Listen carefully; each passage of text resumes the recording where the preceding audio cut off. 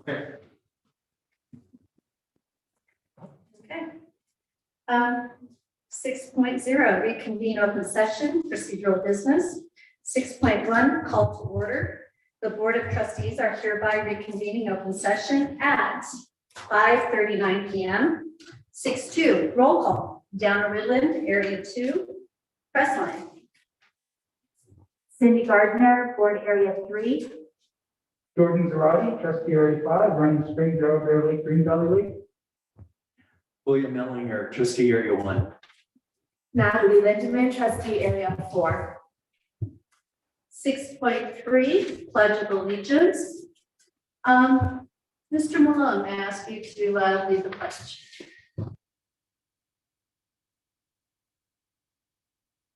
Ready, begin. I pledge allegiance to the flag of the United States of America and to the republic for which it stands, one nation under God, indivisible, with liberty and justice for all.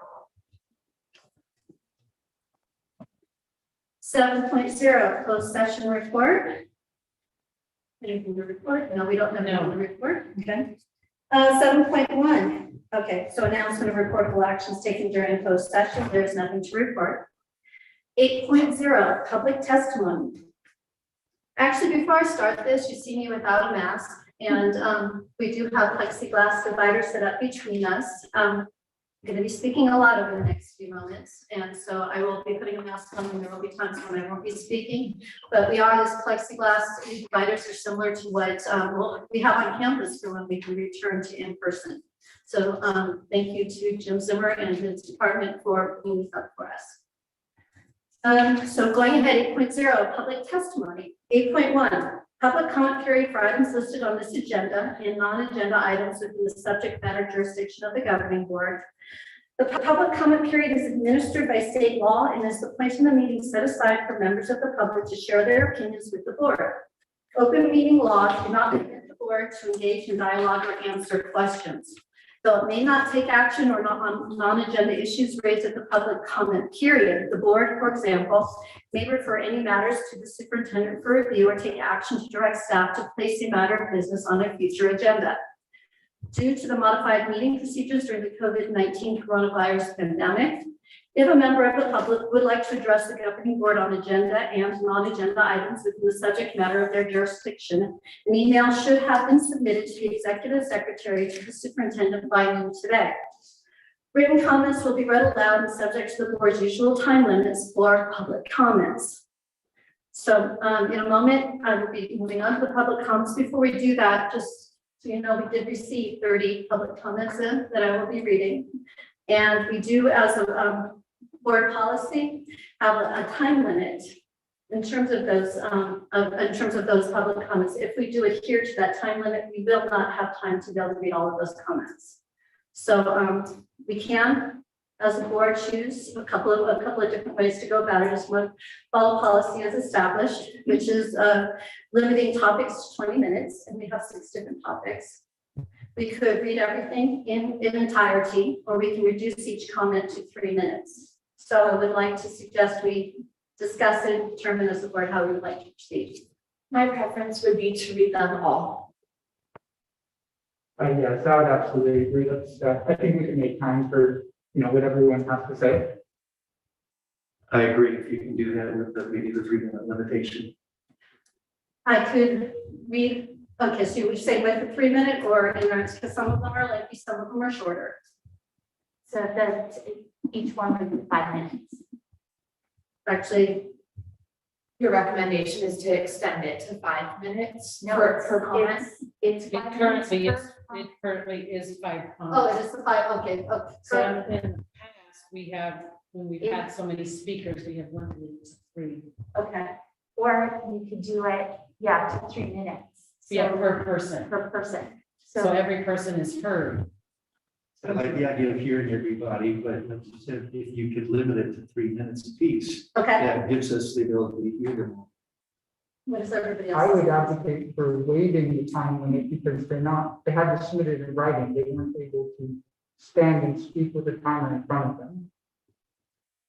Jordan, that was also my recommendation, is to waive the time limit and read all of the comments. And then that were numbers. In shared. their entirety. Yeah, to read them in their entirety, please.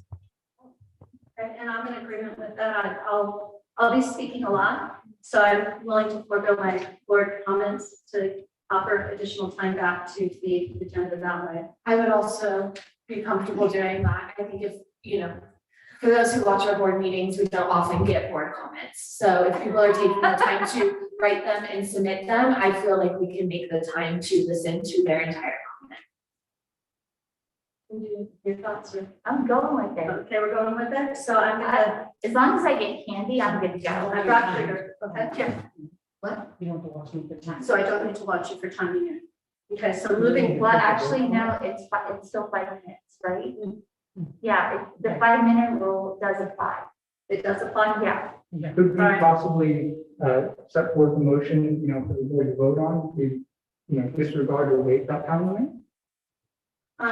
You can. So would you like to present that? Are you moving to? I would like to make a motion to waive the time limit and read all comments in their entirety. Do I have a second? Second. Okay, any discussion? How much time do you think it's gonna take, just so you know? It's gonna be a while, so hang on for a ride. I can read with, with some level of clarity, rather briskly. There are a couple of them that are rather lengthy, and there are others that are pretty short, and don't have as much to them. Best estimate would be maybe an hour and a half.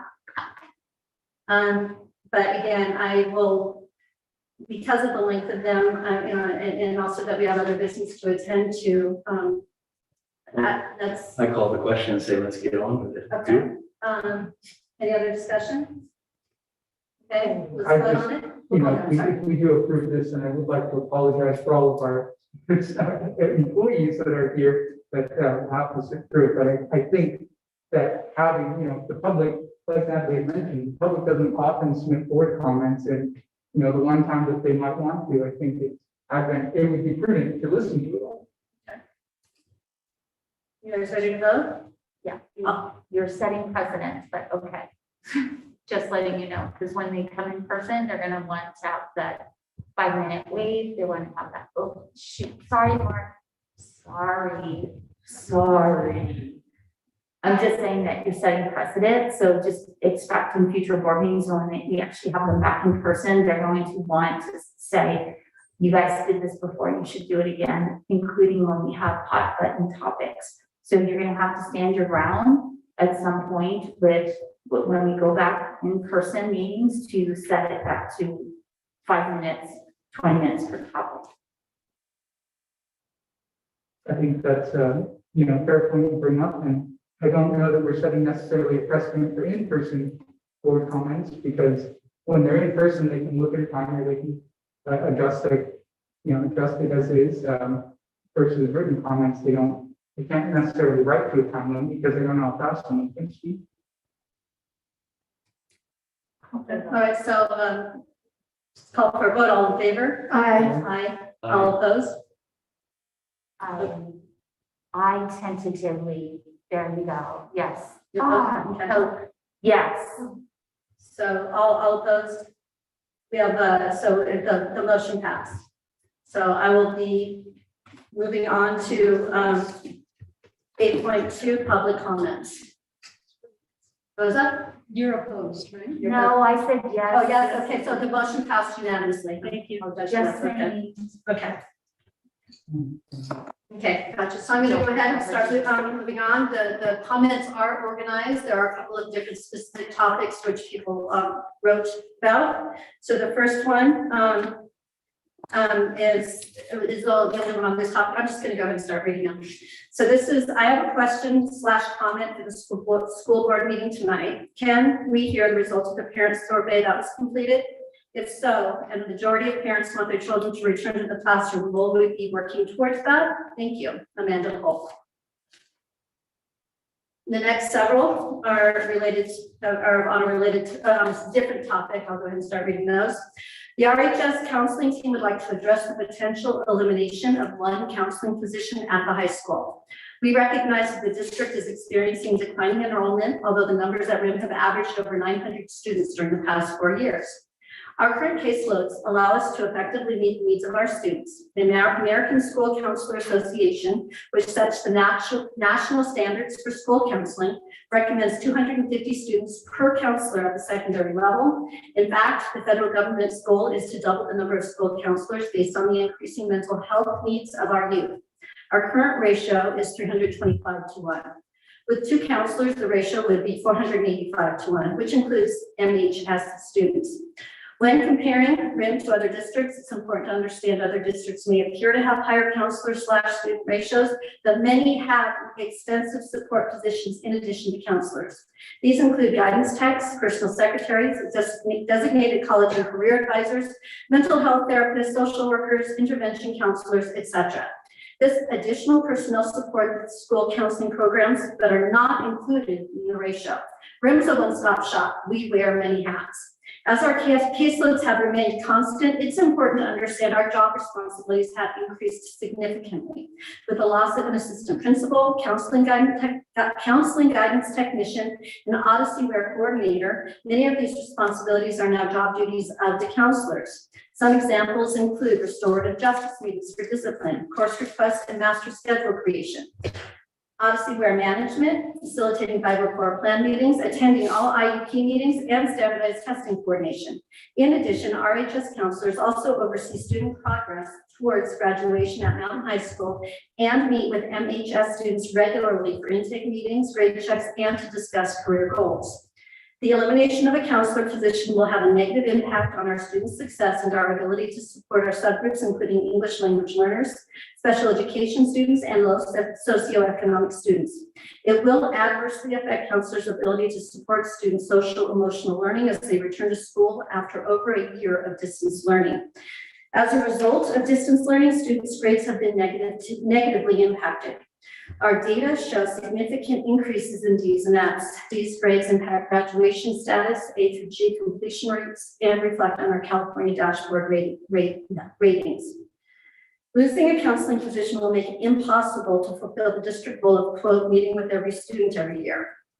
In fact, many of the services we currently provide will be cut back or eliminated. There simply aren't enough hours in the day to manage and perform all the tasks required to best serve our students. Our kids are struggling. They deserve a strong high school counseling department to provide guidance during this extreme time of need. In order to effectively meet their socio-emotional, academic, and college career needs, we have a duty to provide more support, not less. Respectfully, the RHS counseling team is Kathy Dubois, Lori Tarwater, Karina Serrato. And I am going to apologize to everybody in advance if I do mispronounce your name. Just please know that I'm going to do my best here. Next letter. RIM of the World Unified School Board, I'm writing to object to the potential reduction in force of a high school counselor at this time. The high school student population has not significantly decreased as it has in elementary schools. In fact, over the past few years, the high school population has increased. School funding has not been decreased at this time, so why would we eliminate a counselor when we are in the middle of a mental health crisis in our country? This is not the time to eliminate a counselor in an effort to save money for the future. We have the funding for the position and we need 3 counselors at the high school at this time. I am aware that at other high schools, counselors may service more students. These high schools also offer more resources for mental health issues. Because we are such a small district, our counselors fulfill more duties than many high school counselors off the mountain. Please do not take away a valuable resource to our high school at this time. It will be a loss for the students, staff, and community. The high school has had a difficult few years. Please do not take away essential staffing for next year. Sincerely, Amanda Markovich, high school teacher. To the School Board of RIM of the World Unified USD. I am writing this letter to plead with you to reconsider the elimination of the counselor position at RIM of the World High School. I understand this decision in being considered due to the potential financial impact the district is forecasting due to declining enrollment at our elementary levels, possibly an effect of the COVID-19 school closures. While I understand it to be your job to forecast where our school may be in the next 5 to 7 years, and you are forced to make financial decisions based on where you see these numbers to be, I ask you to also to consider what type of policies and procedures you expect to be in place at a high school with only 2 counselors, an assistant administrator, and 1 head administrator. In the previous years, the board has cut the number of classified staff available to the counseling department, leaving only 1 secretary. At a comprehensive high school, it is unreasonable to ask only 2 staff members to take care of the needs of all the students, faculty, and administration. Please consider this, that if you do move forward with the removal of a counseling position, you leave the 2 remaining counselors to handle the emotional well-being of the student and staff population, the scheduling of over 900 students, the practice of counselors attending IEPs for students with special needs, the academic grade checks for the students participating in extracurricular, the uploading of transcripts to the NCAA portal for student athletes hoping to participate at the collegiate level, the transcript analysis of new and incoming students, all while expected to engage in our school's rich culture, being a part of a young woman's or man's life to provide the foundations that create a good human being. Thank you for your time. I hope you take the time to consider all that is affected beyond the possible financial impact. Regards, Coach Joe Gerardo, head football coach, head track and field special ed teacher, Rim of the World High School. Regarding secondary level counseling reduction in force to the Rim of the World School Board. RIM teachers were recently made aware of the proposed elimination of one of our counseling staff at the high school level.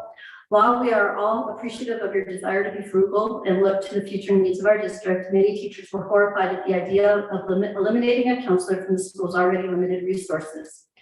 Your decision to consider cutting a counselor from RIM High may be based on the observation that other schools our size are operating with lower student counselor ratios. I can assure you that they are doing so as a result of having greater resources to fill the mental health needs of their students. As a PBIS coach at RIM High, I have attended many conferences over the past few years with members of the mental health support staff in other districts. They often go by names like, quote, climate coach and, quote, crisis team member. These support staff members are not a part of the same guidance counseling staff that you are proposing to cut from RIM High. They are additional, often full-time positioned resources for their student body, one that RIM High and our community simply do not have as a result of funding in our rural location. A wellness center has been proposed and in the plans for RIM High School for several years, but has not come to fruition as a result of funding and location. The need for the center has come to light because our counseling staff is already overextended. Students experiencing mental health issues are often not able to meet with their counselor due to their overwhelming schedule, which includes lengthy meetings for IEP and 504 plans, student study teams, individual scheduling / graduation planning, various training sessions, crisis management, and more. The decision to remove a counselor from RIM High School would only further impact our counselors and prevent students from getting the care they desperately need. Some districts around the country are rushing to open schools because of the rise in suicide rates, and sociologists are questioning how this generation of students will be affected, comparing them to the, quote, lost generation of World War I. While we provide support for our students, upon returning to campus from the COVID-19 closure, students will depend on our counselors to support them on a myriad of COVID-19 and school closure-related issues, some of which may have potentially catastrophic consequences on our students and community.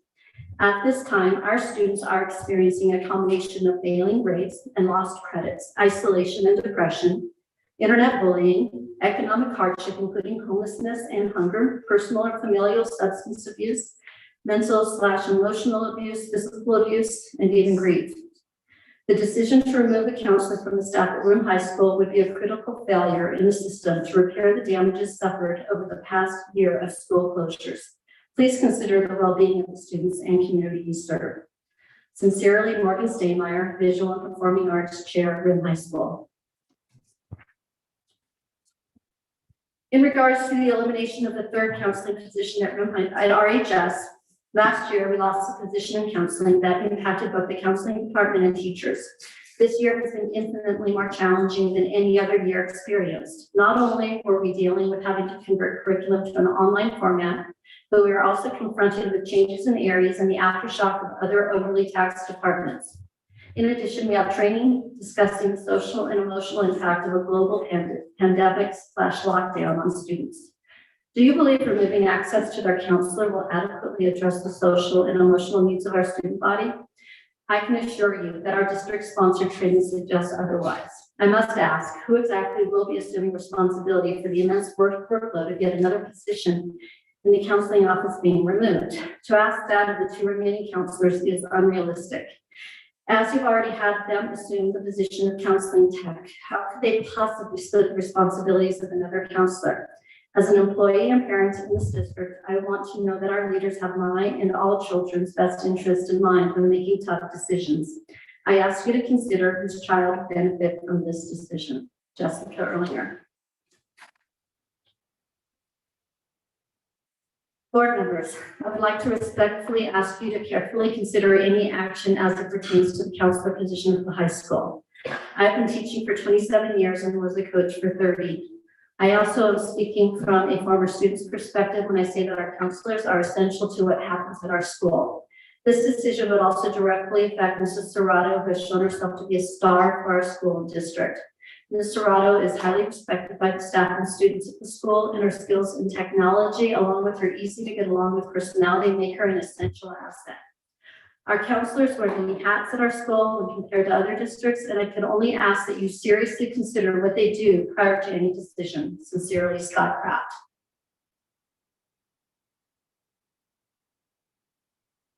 To Rim of the World School District Board of Education, my name is Jeff Stewart, and I am the parent of a sophomore student at Rim High School. We have received great service from the school's counselors and appreciate the time they have given to us and our child.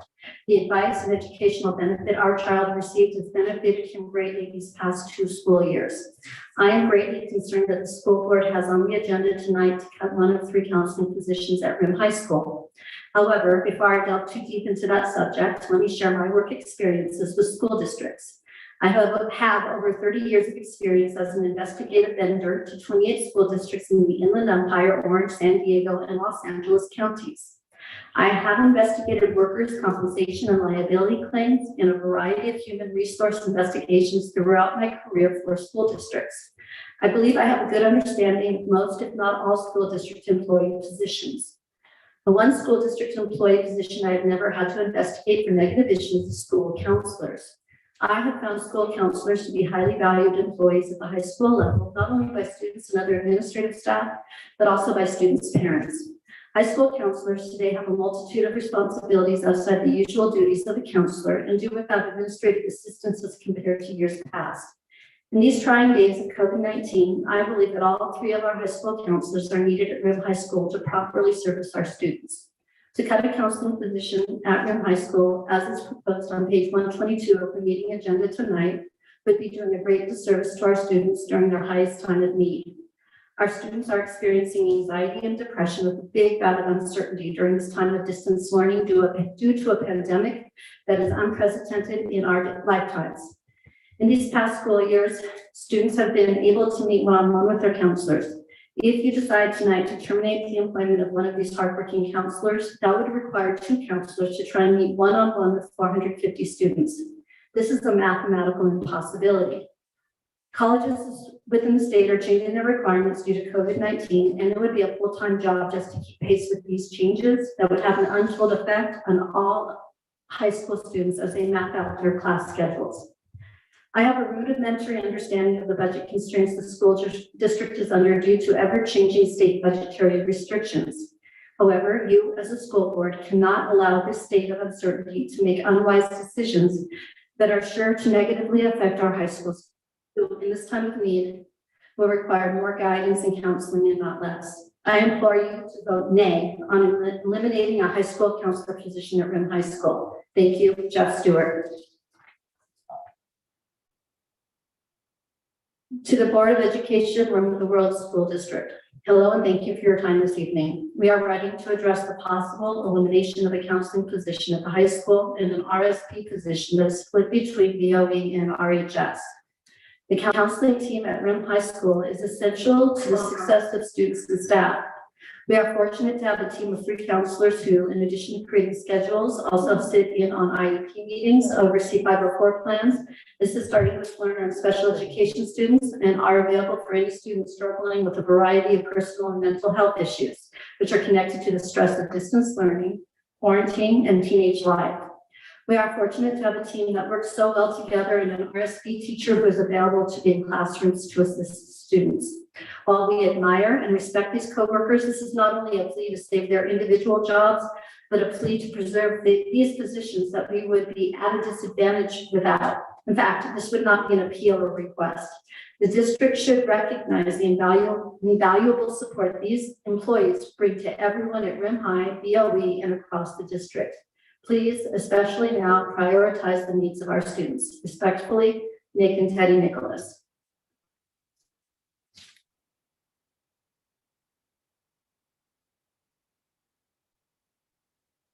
So these next 20 are all on a similar subject as well. Okay. So, and these are being presented in the order in which they were received in the school district. So this topic here is related to having students back on campus. So open campuses. Okay. Dear members of the board, please bring back school 5 days a week. Children are used to masks and can wear them in school. The playgrounds are open and so should the schools for recess and lunch. If testing is a must, then do so weekly or bi-weekly. Children have endured this pandemic with strength and bravery. Computers do not replace the school building, teachers, friendly faces, and few kids to make friends with and socialize. If grocery stores and other places are open to the public to wear a mask and bring my kids inside, then so should school. It's the most important thing we have, most essential. Thank you for your time. Erin Cortopassi, kinder and second, with the one entering kinder this fall. Hello. While I appreciate the Rim School District's teachers' hard work, I feel it's only detrimental to keep the kids in virtual learning any longer. As a single mother that also runs a business up here, I can't teach my son properly, so I have to send him off to San Diego every week just so he can get a proper education from a relative that doesn't work and has the time to sit there and do the schoolwork with him. The virtual learning is just not the same as regular school for social reasons. And just imagine all the kids that are neglecting the virtual learning, missing Zooms. The parents don't really try to teach them themselves, or parents with multiple children don't have the time to do all the work. I feel like we have suffered long enough and it's time to put our kids back in school. Even the pediatricians are saying that the kids are getting unhealthy, they're gaining weight or having social issues. Please, let's pound our fists and reopen. Thanks, Lillian Kuhns.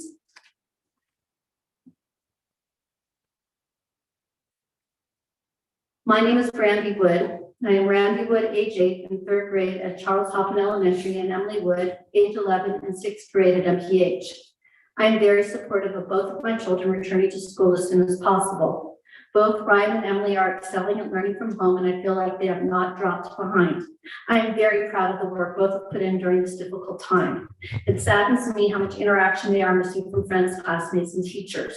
They need those interactions and relationships, and I feel like without them, their mental health has been dimmed.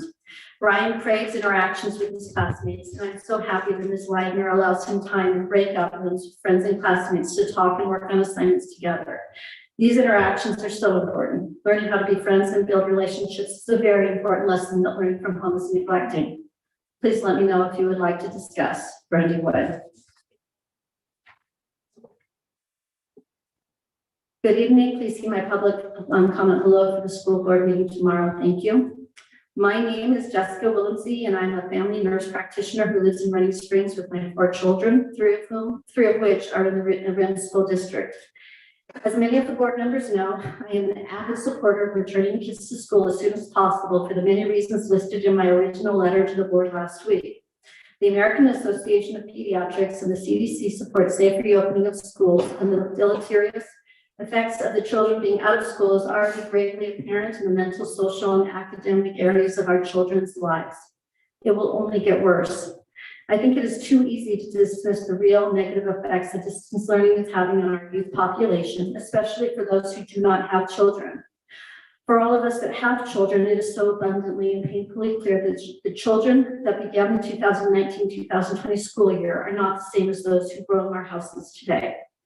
My son was a very happy, outgoing, social child who loved learning and looked forward to going to school every day. Over the course of the school closures and quarantine, I have noticed a decline in mood and socialization with a lack of intellectual and social stimulation. He's not the happy, thriving child he used to be, and in cases like these, they're just the tip of the iceberg. My child is lucky to have parents who are involved and try to find stimulating activities, but the sad reality is most kids do not. Our youth population is languishing in perpetual quarantine while we sit back and make excuses as to why we cannot overcome this obstacle that has been placed in our path. I understand that the restrictions and guidelines that we must implement as a community to get our kids safely back to school are difficult. I know it is arduous for us all, but I get the distinct feeling that we are not trying hard enough. There are current guidelines in place that we can strive to follow and have an action plan ready once we get the green light to open, but I feel that many people see the obstacles and make excuses to wait because it's the easier route. Therefore, I urge you as a parent, as a healthcare professional, and as an advocate for our children, renew your commitment to our children and make every effort to reopen our schools as soon as possible. This is your challenge. Please do not fail us.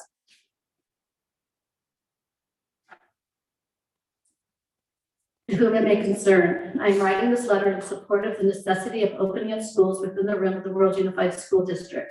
I am a parent of Rim District students who have suffered greatly as a result of schools being closed for nearly an entire academic year. Although I understand the severity of the pandemic in which we are in, I believe the science and data overwhelmingly support the reopening of our schools. Our children are suffering mentally and physically. Most parents are not equipped or have the patience to be doing online schooling. That's why we have children being taught in a classroom hands-on, communicating in person with their peers and teachers. I understand we are in a pandemic, but rules and regulations have been in place. Numbers are going down, vaccines are being administered. At the end of the day, it's these kids' mental health in jeopardy, their future to succeed in life. I truly stand for what I believe in. I believe these kids need to get back into their classroom, have a social and academic life. Unfortunately, I hear one too many kids failing behind the computer screens when before they were A/B students. I believe we as RIM parents are a strong community and we can figure out a way to safely get our kids to return to class. I thank you for your dedication to our students and your efforts during these most challenging of times. Sincerely, Nicole Nicholas. This is from Brittany George. My son is a second grader at BOE. He has ADHD and has really struggled since the closures began. He has a hard time learning on the computer. He has since had more outbursts and triggered behavior since. He misses his friends, tells me often he doesn't like school anymore when he used to love it. There is no reason school shouldn't open full-time every day of the week. Also, parents like us still work full-time and have to pay daycare prices for schooling. Nothing gets done. Our son now has to sit at work with my husband just to make sure work gets done. Let these kids get back to being kids. Special needs children and regular children rely on it. We haven't even been able to take advantage of the lunch help because it's always when we are working.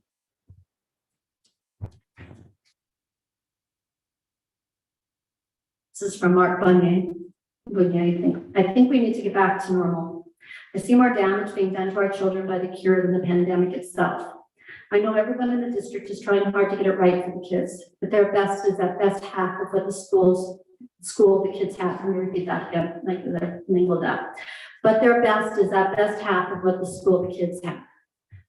I'm done with this. It's time to get back to our lives and let those who don't want to go to private education, even if we have help pay for the private school for them. Also, at this rate, or on this path, our kids will get half the education they need. So how do you fix that?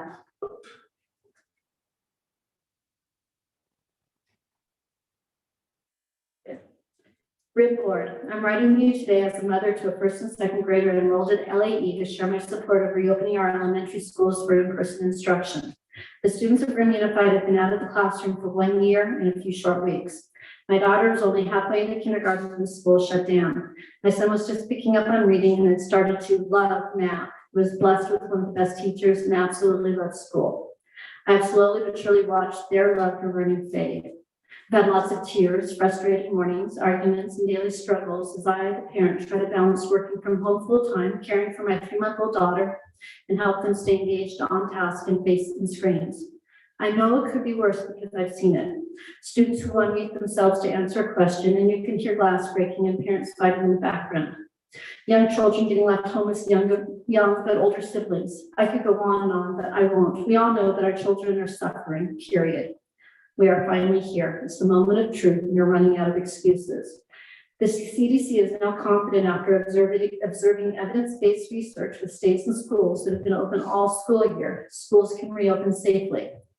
Precautions should be in place, and if one can't be followed, like 6-foot rule, it can still be successful if every other precaution is followed intently and accurately. The evidence is there and we can't just ignore it. It is safe to go to school. Eventually, this year, I hope to see our students back in the classroom 5 days per week. However, I also think parents who are still concerned should have the option to use the home choice program. This actually lessens the number of bodies on school grounds and allows for more social distancing. Please consider our students, this community, and our discrete location. We are not LA County, we are not San Bernardino. We cannot reopen after these big city schools. The time is now. Please consider our children. Please make them a priority. Please help us give them back their love for learning, teamwork, collaboration, and friendships. Yesterday, 2/17/21, the CDC released their newest guidelines resulting from evidence-based research performed in other states where schools have remained open all year. Here are the main takeaways. At any level of community transmission, there should be options for in-person instruction. The level of community transmission should determine what schools offer. Moderate transmission, yellow, is when there are 10 to 49 new cases per 100,000 in the past 7 days. Under the yellow tier, K through 12 schools can open for full in-person instruction 5 days per week, with physical distancing to the greatest extent possible. Rooms at 22 per 100,000 the first week of February, with continued decrease since then. CDC investigated Mississippi schools in December 2020 and Wisconsin schools January 2021 and determined that with proper mitigation strategies, K-12 can open for in-person learning with minimal in-school transmission of COVID-19. Officials should prioritize all teachers for vaccinations, but it's not a precondition to in-person instruction. Please consider our discrete location and the newest evidence-based research. According to the CDC, rooms should be open for K-12 5 days per week for in-person instruction. And sources are listed from the CDC website, summary of newest guidelines for K-12, and then the slides from the CDC presentation. So there are links there to those sources. Signed sincerely, Bridget James.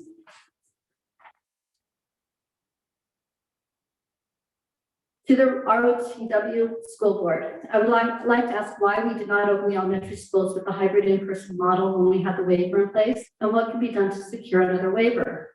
Our kids, quote, our kids need to be in school, end quote. We hear this statement all the time from all sorts of officials, all the way from the president of the USA to our governor, down to members of the school district board.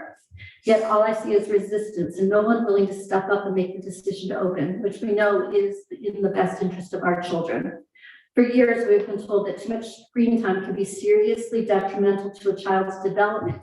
Yet the distance learning model has children as young as 5 forced to spend several hours a day staring at a screen with no social interaction that in-person education offers. The CDC states the following, this is a quote, K-12 schools should be the last settings to close after all of their other mitigation measures in the community have been employed, the first to reopen when they can do so safely.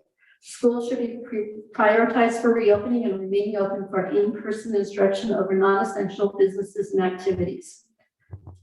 Why is our district not following this guideline? I believe your answer will likely be, quote, because we have to wait till the county's case drop school at 25 per 100,000.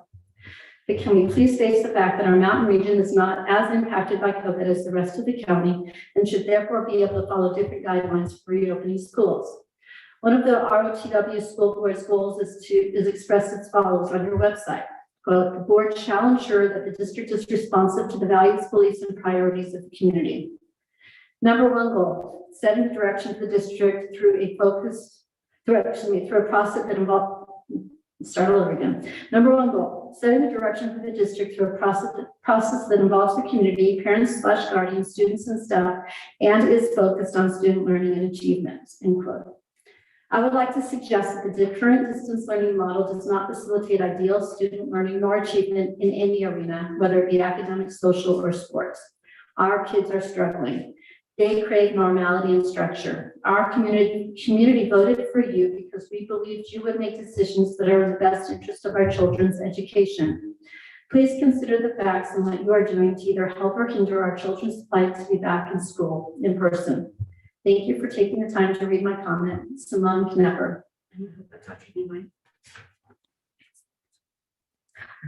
Okay. So, for comment, what does the district need to get our kids back? Is it getting done? Why are we not going back and other districts are? Why is the focus on the younger kids first? Why are the middle school kids being focused on more closely for a return? Distance learning isn't working for too many. The kids, not just mine, need the structure and socialization that in-person school provides. Sincerely, Chrissy Hammer. So, there are a lot of phone numbers that are out there that I'm not reading. Actually, I'm not, just know that there are numbers available.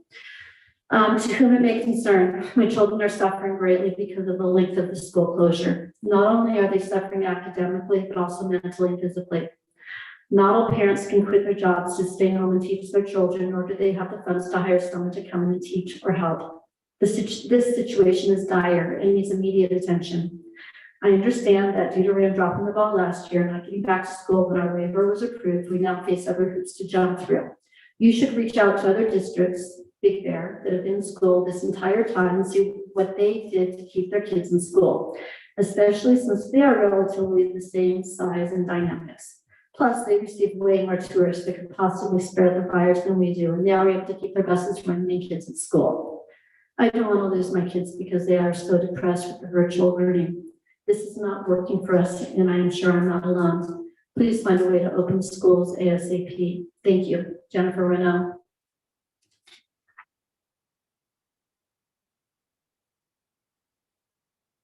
This is from Victoria Jones Boylan. To whom it may concern, I want to express my humble, unsolicited opinion regarding the school closure. My child does not even attend the district yet, but I know many children who do. And whilst I have sat idly by as my friends and their children continue to accept everything this past year has thrown at them, I cannot even begin to express my concerns as this continues. Children are our future. It's as simple as that. They are everything. They so desperately need the structure, social interaction, and discipline that the four walls of the educational system provide. Children are not meant to sit in their homes and stare at a computer screen for hours on end. I don't think I need to tell anyone reading this that the mental health of our children is deteriorating at an alarming rate. I could spout statistics and evidence-based practice of the benefit to in-person education all day, but I will leave you with this. We as a nation have suffered much more in the last year than we have ever thought possible. Financially, emotionally, physically, many of us are at a breaking point. Whilst all the world was crumbling, our children rose up, did what was asked of them, and continued on with heads mostly held high. Stands for those slouched over a computer, of course. All joking aside, I will repeat, children are our future. They not only deserve to return to in-person teaching, they require it. They will show us not to be afraid, to forge through the unknown and towards something better. Open the doors, let them in, and let them learn. Thank you, a concerned parent. I wanted to leave a comment for today's board meeting. My daughter starts kindergarten in the upcoming year and she needs to attend in-person school. Early education is so fundamental to future success and happiness. It is our hope to send her to public school, but if the schools aren't in session in person, we will be forced to send her to private school. We cannot really afford that option, but it will be our only option. Thank you, Carrie Slater. I have 2 children at MPH and want them to return to in-person learning. Distance learning is definitely not the same or an equitable alternative. They need the interaction of their classmates and teacher to fully understand what they are being taught. Staring at a screen all day and working by themselves is detrimental to their mental and physical health. Please return them to in-person classes. By following the guidelines outlined by the CDC and other medical authorities, Rent School District can safely conduct in-person learning. Thank you, Genesee Hardeman. Hello, here are the public comments daughters like the board to hear at tonight's meeting. She wants to return to campus and wants her voice heard. Thank you, Melanie Ortiz. To the members of the Rim of the World Unified School District Board of Trustees. As a student at Rim of the World High School, I feel that distance learning has done nothing but hinder me and my peers. I used to be a very happy-go-lucky, outgoing, energetic kid. Ever since we've been fully remote learning, I feel stressed, anxious, and sad most of the time. I miss seeing my friends, teachers, and other school staff members in person. I miss doing school activities and feeling like I was actually getting a real high school experience. My elder brother graduated from RIM in 2017. I cannot wait for my turn to go to high school to have all the same fun experiences he did. I also see my friends and classmates struggling the same way I am. At the end of the day, most of us have our phones and we have social media, which allows us for some connection. However, it does not replace the human interaction we need on a daily basis.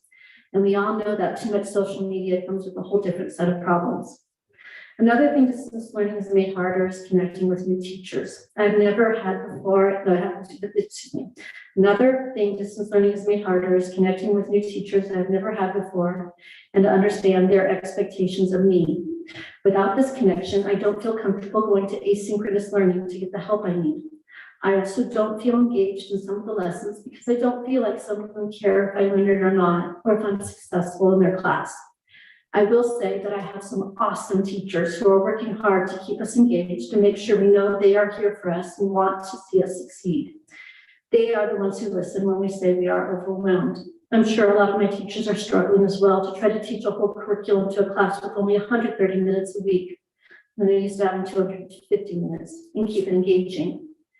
Finally, we are not just missing out on basic interaction, we are missing out on all the fun of school. Things such as sports, games, school dances, assemblies, and other school-sanctioned activities we enjoyed with our friends and staff members are not being provided.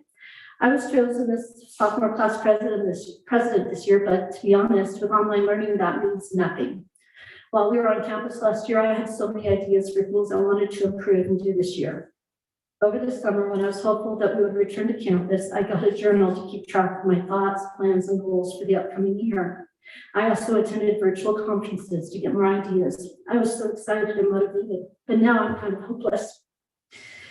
As ASB, we try to plan things, but the student body is so disengaged, not much comes of any of it.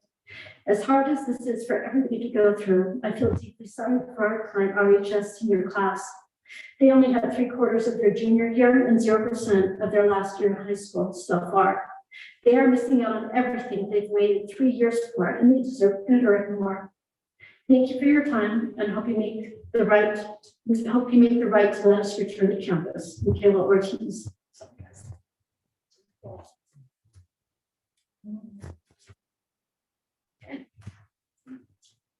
Okay, my questions for our district that I hope we can get a positive response. Once we are allowed to put our kids back in school in person, are our kids forced to take the COVID vaccine to attend? If so, I will homeschool. When it comes to vaccinating our children, I feel we have a right to know exactly what is being injected into our kids' bodies. At this moment, we don't. We should have a say, and if we choose not to vaccinate, that decision should not impact our kids from attending school in person. Our district is small, and with so much real proof that COVID-19 is not more dangerous than the flu, we should open schools immediately. If the proof is already out there, look at other states. Don't go off the news or CDC or WHO or the World Health Organization. They are corrupt and wrong. This is not better for our kids. Stand up and fight for what's right. Thank you, Erin Linden.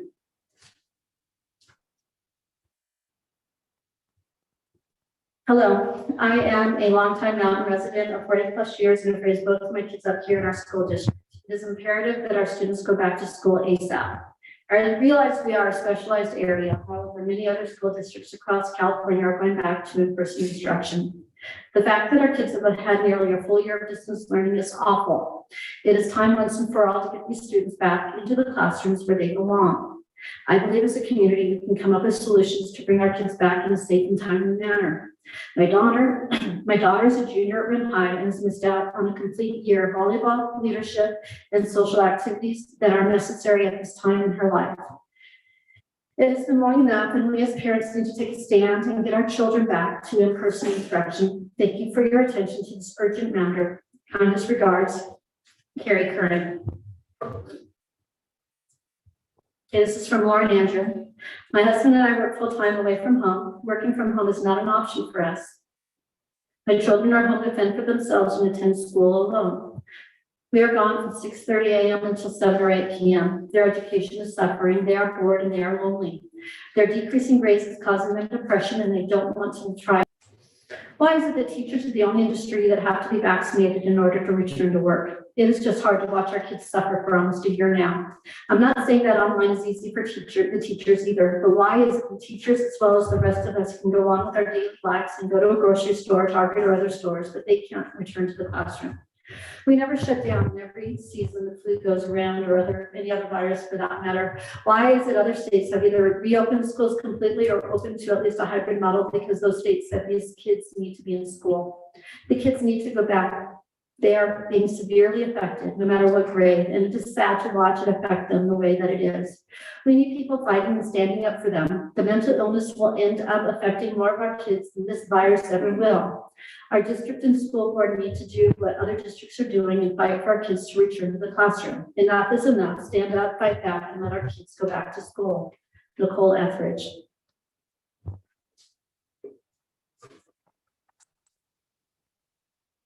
This is from Courtney Hunter.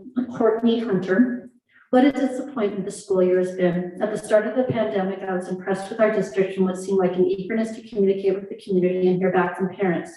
Over time, I've learned that the impression I had felt at the beginning was false hope. Here we are, almost in March, and what do we have to show for this year's elapsed waiver? A joke that is considered distance learning and a lack of trust in the board and unified. While other larger school districts around us are opening or have been open without problems for months, ours sends out communication without so much of a plan. My son is in the first grade. My son, first grade at BOE, has 1 hour broken up in 2 30-minute sessions of live instruction per day. We just passed 100 days of school, which means he had a total of 100 hours with his teacher. Translate that into in-person instruction, and that equals about a month of school. So 7 months in, and he's learned the equivalent of a month of first grade. Not to mention the months he lost out on when school abruptly ended in March of 2020.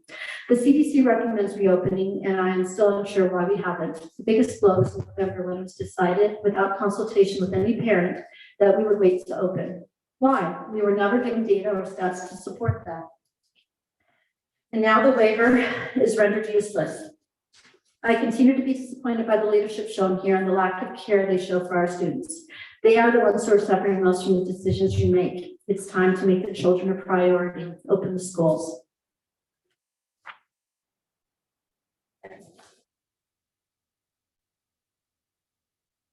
This is a single topic in terms of question here. This is from Regina Faulkner. Hi, my question to be asked is that when students return to school, and if they're returning to a hybrid schedule as a parent of two students attending LAE, will it be possible to have the siblings on the same hybrid schedule? And again, that was from Regina Faulkner.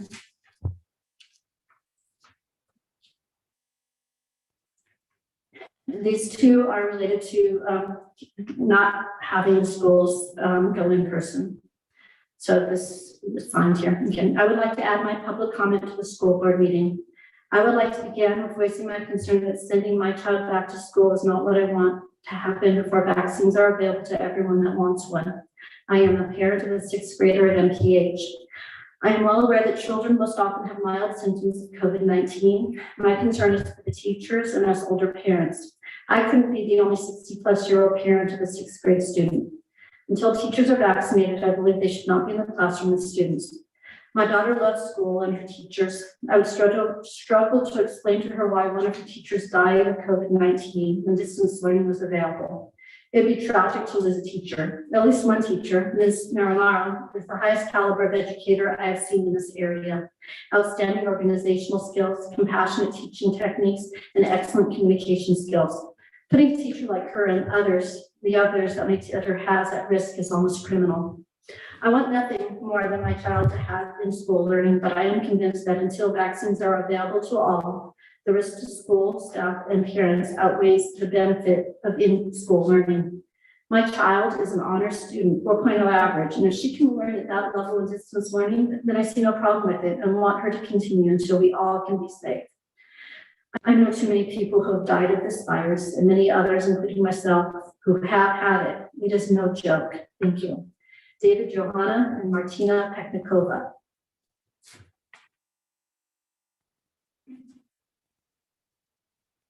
I wanted to make a statement about the consideration of opening up schools.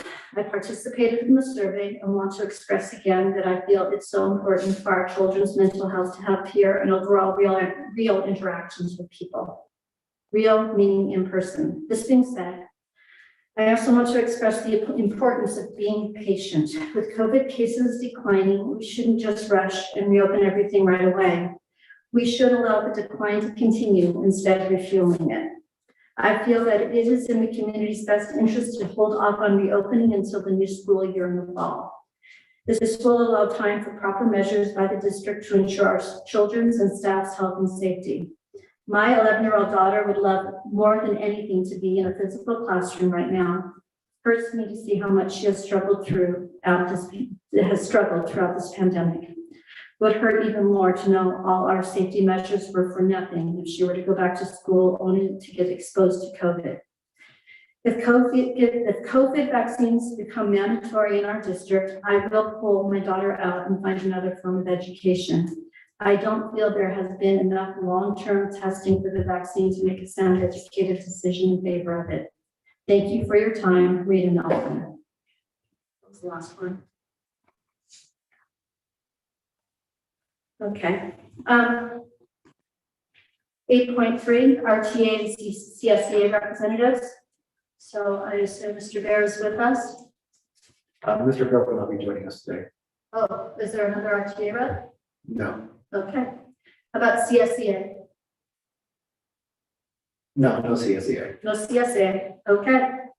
9.0, governing board members' reports and announcements. 9.1, governing board members. Sorry. Let's see. First. Sure. So all these letters that we have received, these wonderful, amazing, passionate, angry, frustrated letters, I would love for you to get them to where they belong, which is in the hands of our local legislators, Senator Ochoa Bogue and Assemblymember Kirsten Smith. Hold on.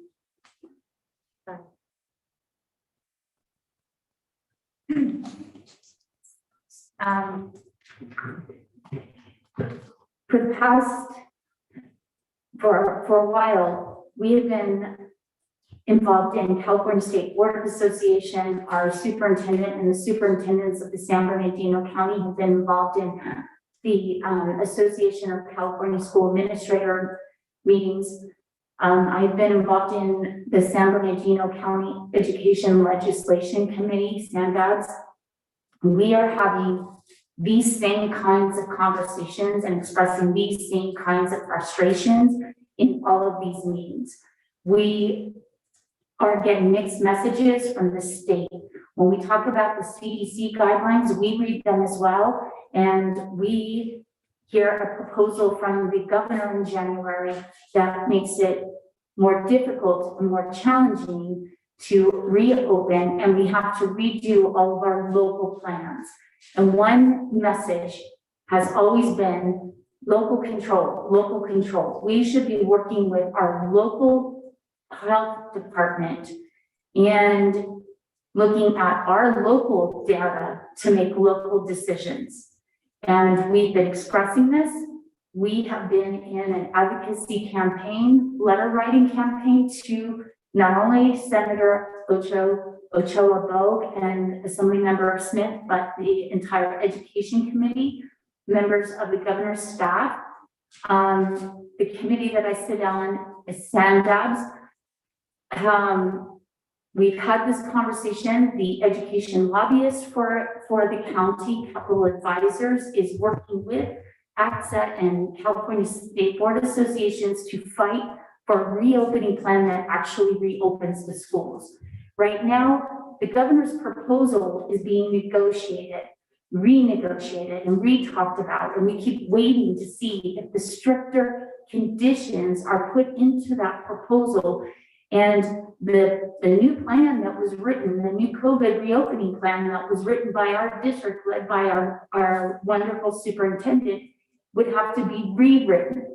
She's already being proactive in writing it to what we're hearing from the state. What we're hearing from the state could be stricter measures for reopening.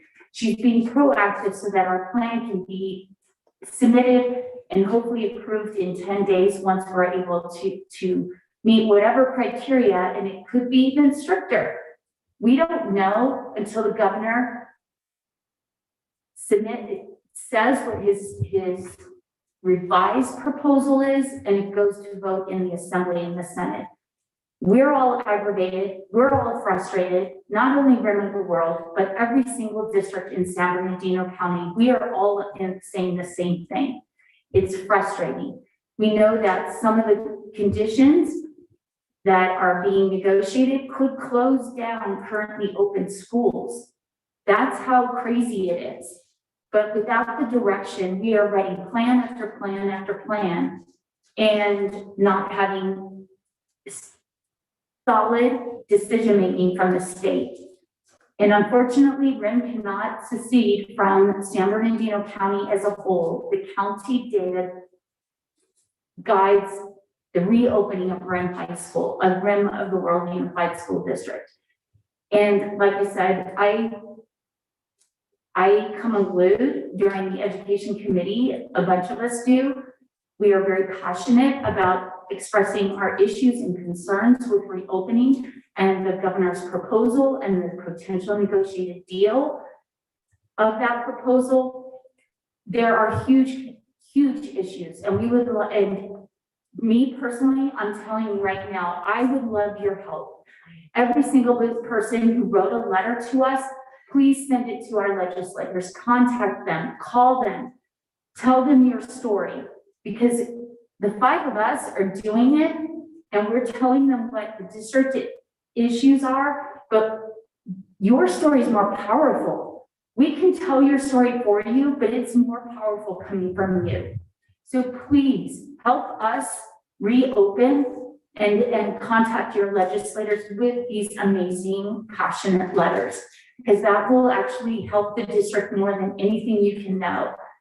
As for everything else, just know that we are fighting the fight. We have put hours and hours and hours into contacting our legislators. We have been taking meetings. We have been doing everything possible to get the RIM story to the state, to tell our story, and the difficulties of the conditions of reopening that are put upon us, that we're meeting them. But it would be great if we could just have the final decision so that we can submit the final plan and be done with it. I have to commend our district office because they have been so proactive in pivoting on every single piece of information we hear in our CSBA and AXA meetings. They really are taking that information, including what they hear could possibly be in the next conditions of reopening, and writing pieces into the plan. They are being proactive so that we can be ready to go. So I'm just saying is that please help us, because your story is powerful, and it will send a message to the governor and our legislators if you tell your story. Thanks.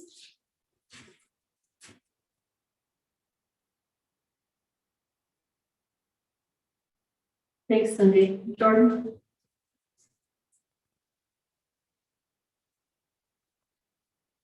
Thank you, Dana, and thank you, Cindy. But especially thank you, Dana, for taking the time to read all of those comments. I know it's a lot to ask you to do, but I think it was worthwhile to be able to hear everyone's opinions and what they have to say.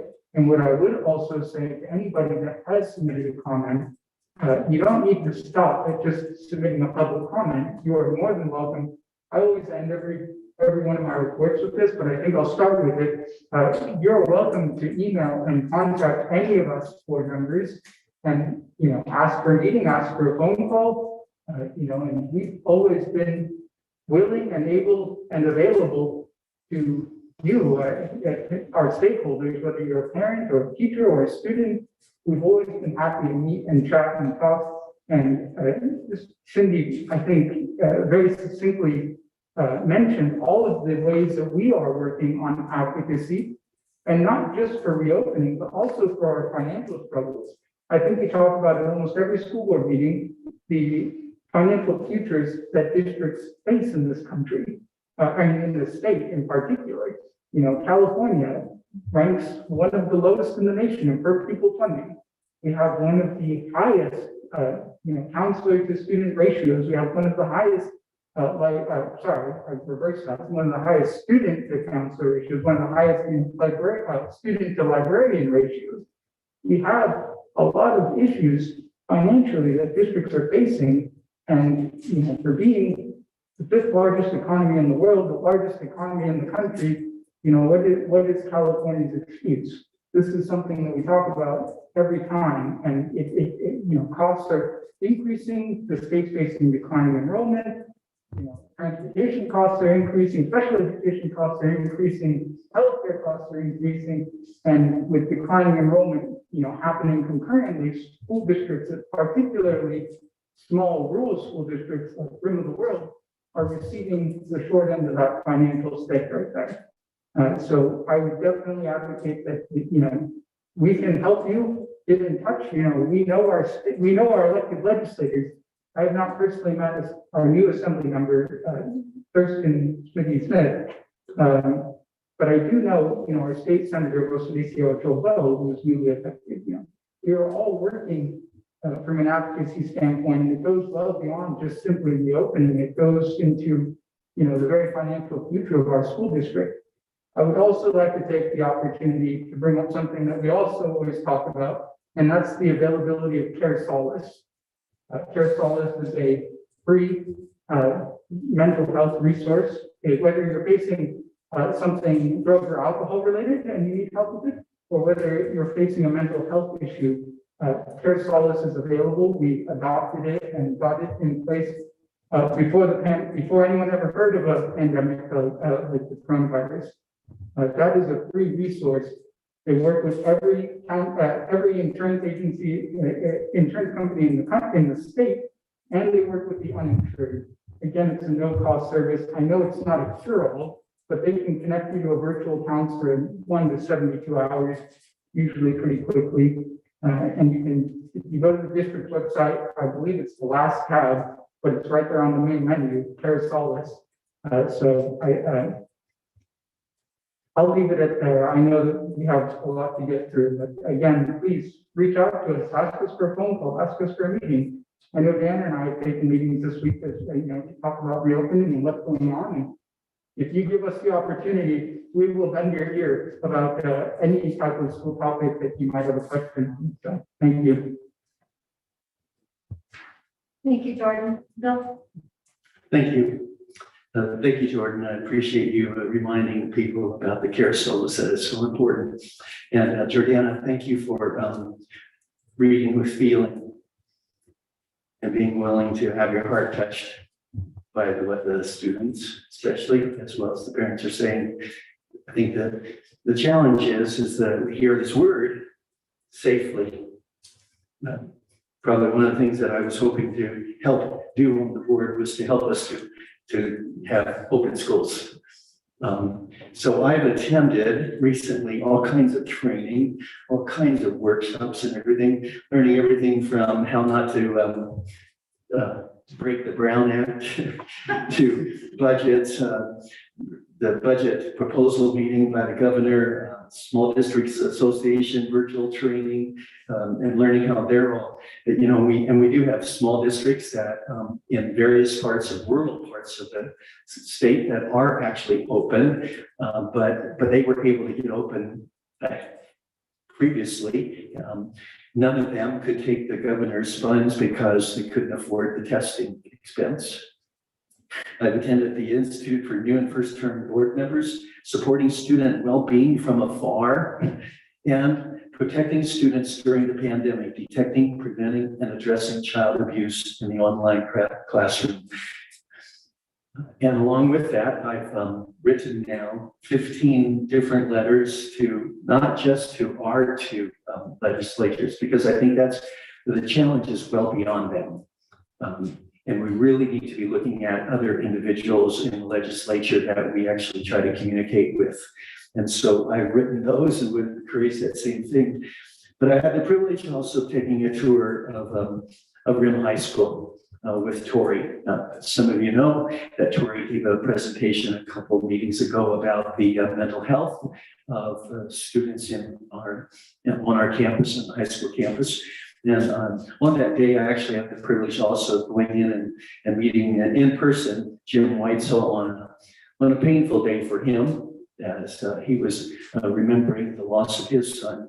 And Jim, again, God bless you, brother. But in that tour, it was again just seeing the value of our staff. I appreciate the people that are working to try to help our students experience the support and the education that's needed. And I've heard it all over. Everyone wants to get the school open, but how it's really a problem when the governor and the legislature do not agree, and when they're really keeping us from that happening. So I just have to also say I appreciate an administration that really is trying to do something both for staff and for students. And some of our letters can point that out, that there is a real challenge both for staff and for students. And trying to understand and work that through. And right now, we are really being held back by what the state is saying. It's beyond the county. The county is restricted by the state. The state is in control, both of the funds, so it's not that easy. If you open without funds, how are you going to pay your teachers? Staff needs to be paid too. So there's a lot of pieces to the puzzle. So I'm still committed to trying to do everything we can to open schools as soon as possible and as safe as possible. So thank you. Thanks, Bill. Natalie? Well, I said I would give up my comment period, but now I'm gonna talk. You know, for those who aren't aware, I know a lot of people are watching that aren't normal watchers of the board meeting. I'm a psychologist. I'm well aware of mental health effects that having schools closed has on our students and on our staff and our community as a whole. Additionally, I'm a parent. I have 5 kids at home right now, 3 at elementary school and 2 at the middle school. So I know as a professional how it's affecting our community and our students, and then how it's affecting us personally and in my home. We have been advocating for an entire year the things that you were talking about in your letters. I love hearing them because it means that we are really all kind of on the same page. And I am glad to hear that the community is finally, you know, taking a stand and going to help and advocate with us for safely reopening schools. I think the argument has always been what is safe, and people have very different perspectives of what safe is. But I do know that, you know, we're moving in the right direction with having 20 people make a comment when usually 20 on that subject, 31 total. Usually we get 0 board comments. And so that people are in this ship with us feels really, really good. I know we're not happy with how it's going, and we're not satisfied either, but please know that the board hears you. We want you to keep writing in, but we want these letters to move past us to the people that have more power to make these decisions and things move quicker. We are told we have local control. We run for the board because we think there's such thing as local control. And then we get here and we find out we have a lot less control than we thought we did. And this is one of those situations where we don't mean to be passing the responsibility to anyone else. We do hold our administrators accountable for getting plans set and for being prepared for when we do get the green light to go. And they have done that over and over and over again. And so just know, please, that we appreciate you being part of this journey with us. And Michaela in particular, thank you so much for writing from that student perspective and having the bravery to send that letter. And Dana for reading it out loud to us. That was marvelous. But I just, again, I know I didn't want to speak, but then after hearing it all, I needed to say something. So thank you and keep speaking.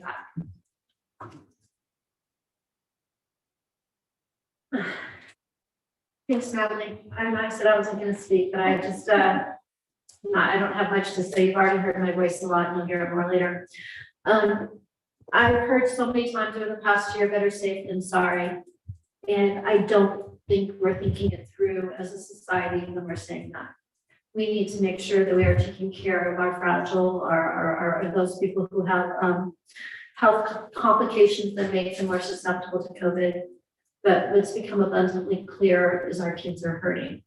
And so while we are taking the safe route in terms of shutdowns and lockups and keeping people away from each other, we have created a whole host of other problems that do keep me awake at night. And I do believe that better safe than sorry really isn't. And we need to get our butts in gear, kids back on campus. And I know that there's a lot of desire and passion at this table to make things happen as safely as possible. And so I just want to say that we hear you. And that's for, frankly, all of the letters. There, I appreciate the thought, the care, the respect, and the passion in which those letters were written in. And at the same time, I'm frustrated because I didn't want to cry. But at the same time, just thank you for being involved and stay involved. And bus back on. And 9.2, Superintendent. I echo the board sentiments, for submitting your comments, and thank you for taking the time to do that. My comments tonight will reflect and offer answers to some of the questions posed in your letters and your comments naturally. So I'm going to break them down into different topics. So the first one I'd like to talk about is the vaccination rollout. Vaccinations are currently not for students. They are not designed for anyone under the age of 16 and one of them under the age of 18. Vaccinations are not a condition or requirement for students or of staff. However, we have started on the education tier in our county for getting the vaccinations. We already have 54 employees that have received the vaccination. We have 24 more getting vaccinated tomorrow. We have 171 left to go. Our allocation is based upon our enrollment or the size of our staff in our district compared to the other 33 districts in our county. So this week we were given 24. I do not have a number ahead of time and will not know what number we will get the next time. I'd like to thank Mountains Community Hospital for partnering with us to make it happen for our employees to not drive off the mountain. Survey results. Every time we have given a survey in the last year, we have posted those results on our website and they are still posted there. I'm going to go over our survey results this evening for both our employees and our parents. Please note that all duplicate responses have been eliminated. So if you answered numerous times, your votes counted as one. The one question that I received during the week about the survey was why wasn't 100% return to in-person instruction an option?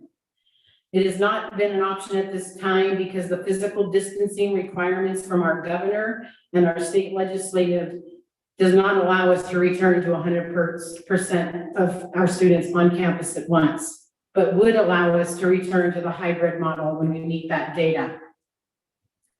We had 251 employees answer the survey out of 350. 53% of our employees would like to return to a hybrid model, while 47% would like to remain in distance learning. Their first choice of date to return is August of 2021. 40% would like testing offered only when an employee or a student has symptoms, and 75% would participate if testing was mandated by our governor. Our parent results, we had 1,002 parent responses. Again, multiple responses were eliminated. 100% option was not given for the reasons I already stated. 70% would like to return to the hybrid model, while 22% would like to remain in distance learning. From what we're hearing about the governor's proposal is that distance learning will remain an option for when we return to hybrid model. Their first date choice for return is March of 2021 for both elementary and secondary. When speaking about the governor's reopening plan, the board is correct. It has not been adopted. It has changed numerous times over the last 5 weeks as they battle it out in Sacramento. Every time it changes, we rewrite our plans, our COVID safety plans. Our principals have worked very hard to rewrite their safety plans and rewrite them again. I personally have rewritten our safety plan 3 times. Mr. Beal has written the employee safety plan, I believe as many times as I have, at least 3 times, because they can't seem to give us good direction. There are many challenges that they want us to overcome, and some of those are using the word required versus using the word recommended. They are fighting over those 2 words. The testing cadence that they recommended is highly costly for districts. If it is required, it would cost our school district, if every student and every employee were back on campus and had to be tested weekly, it would cost our school district $250,000 a week or $1 million a month. The money that they're offering RIM is about $1 million. If it is not required, I'm happy to say that we've secured a solution. We have worked with a testing partner who is willing to provide testing for our students and staff every week on the mountain at Grandview Elementary. So we have arranged for that to happen for when we return to in-person instruction. The current county data does not favor secondary reopening at this time because we have to meet a testing cadence of less than 7 per 100,000 per day on the average daily case rate for COVID. The elementary cadence of 25 per 100,000 has been met today. When you've asked about the data and the district data being different, in the beginning of the school year, my reports to you and my press release always refer to our district data. They have now changed those guidelines at the state level, and so we are no longer can just look at RIMS data.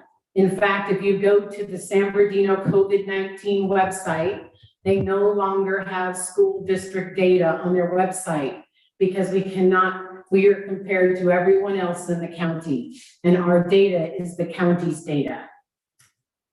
So that again was yet another change by our state. I would like to reiterate that our board has done a lot of advocacy and have talking points and addresses of where to send your letters. Please reach out to any one of them. Their email addresses are on our website, and they can share with you those talking points and who to send them to. It is imperative that we send them by Monday at noon, as they're making decisions tomorrow and Monday. Every Monday, they announce to administration that there'll be a plan by Friday. That has been the practice since we got back to school in January, and we still don't have a plan from our governor. With that being said, we would like to bring TK5 back to school.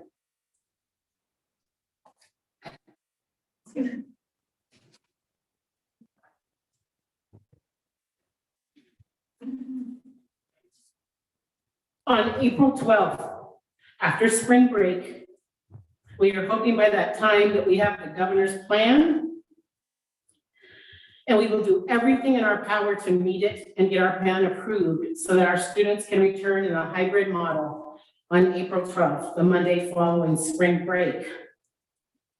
Our teachers and our staff are working very hard right now to bring in cohorts of students. We have special ed students that have returned and more are returning March 1st. Our elementary teachers and their principals have worked on bringing up specialized cohorts back mid-March. Our secondary teachers are working with administrators to look at a secondary hybrid model for when we get the data that shows we can bring our kids back. Sports and our coaches have been conditioning and will continue to do so. Our cross-country team is competing because they are in the top tier for CIF to compete. Our science teachers at the high school and our art teachers are bringing kids back for labs and for meeting their AP requirements for AP testing. Thanks to Crystal Cobb, Amanda Markovich, and Stephanie Phillips, senior activities are being planned to have activities starting this month. We have community partners that are offering special things for our seniors, and announcements will be coming. I have again worked with Snow Valley, like I did last year, to bring our seniors to a special day at Snow Valley for pictures. That has been secured thanks to Kevin at Snow Valley. So we are doing everything we can to bring kids back in small cohorts following the guidelines this month. Again, we are planning to bring TK5 students back on April 12th. I just would like to thank you again, and thank you for listening to my comments tonight, and we look forward to having students and teachers in our classrooms.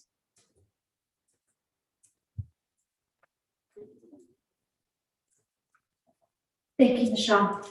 9.3 student representative report, Anthony Amelini.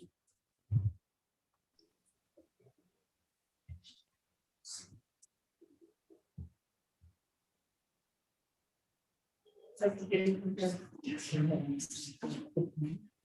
right. Well, to bring a lighter note to our meeting today, I'd like to go over some of a little bit of the good and bad with our district today and our schools.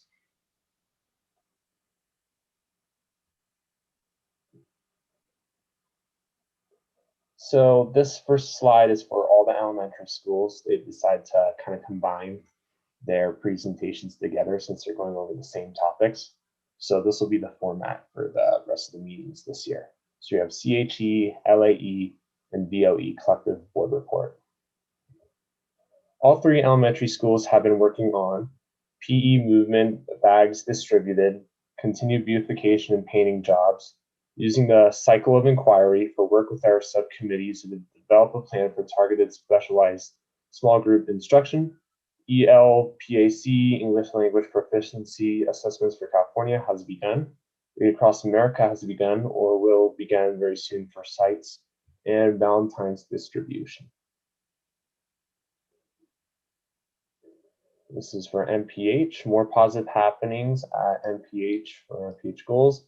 LCAP Goal 1, instruction/student learning/professional development. Science Illuminate training. Science teachers engaged in the NGSS, Next Generation Science Standards training on February 16th, 2021, continue their assessment calendar standards alignment work. Paper, MPH teachers participated in a brief training with our representative from Paper Online Tutoring to learn strategies to utilize tutoring to support for instruction and student success. LCAP Goal 3, engagement and equity. MPH team attending a virtual county training on round 2 of engagement, equity, and grading. And finally, MPH beautification continues. The gym hallway is being painted, and the former MPH student will soon begin working on the MPH logo mural in the office hallway. And this is for MPH Avid. The write-off winners are, please. 6th grade is Ashley Galancy, 7th grade is Keely Serrato Castillo, and 7th grade is Gabriel Callis. Avid Center provided a timed writing prompt for the poem Two Kinds of People, and students were asked if they agreed with Ella Wheeler Wilcox, the author. With the lens of lifter versus leaner, do you consider yourself to be a lifter or leaner? Why? Based off of your self-analysis, where you see room for self-improvement? That was the prompt. Tracy Mariano, Melissa Daniels, and Darylyn Phillips met up on the MPH Avid teachers and provided students with resources for them to be successful with the writing tasks. This is for Mountain High School Eagle highlights for February. We are finishing the 4th grading period of the year, and we have a new PLC cycle where we are mentoring the kids as staff, making an extra connection to encourage them to graduate. 6-week cycle interventions are happening, including mandatory study hall during the grading period, and we watched the new career program, Find Your Grind. We are doing a drawing every Friday for gift cards to Subway, McDonald's, and Snow Valley based off of weekly attendance and work completion, which is encouraging better attendance and achievement.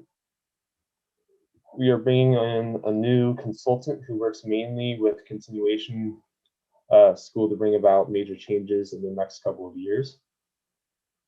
We have a social media presence on Instagram that was launched in December to connect with the students. And finally, scholarships are being introduced to students who are encouraged to apply, while others will be decided by the staff. This is their home choice program for February. We are exploring opening a virtual academy next year that would be a separate site to capture all home choice and long-term independent study students instead of keeping them on the site rosters.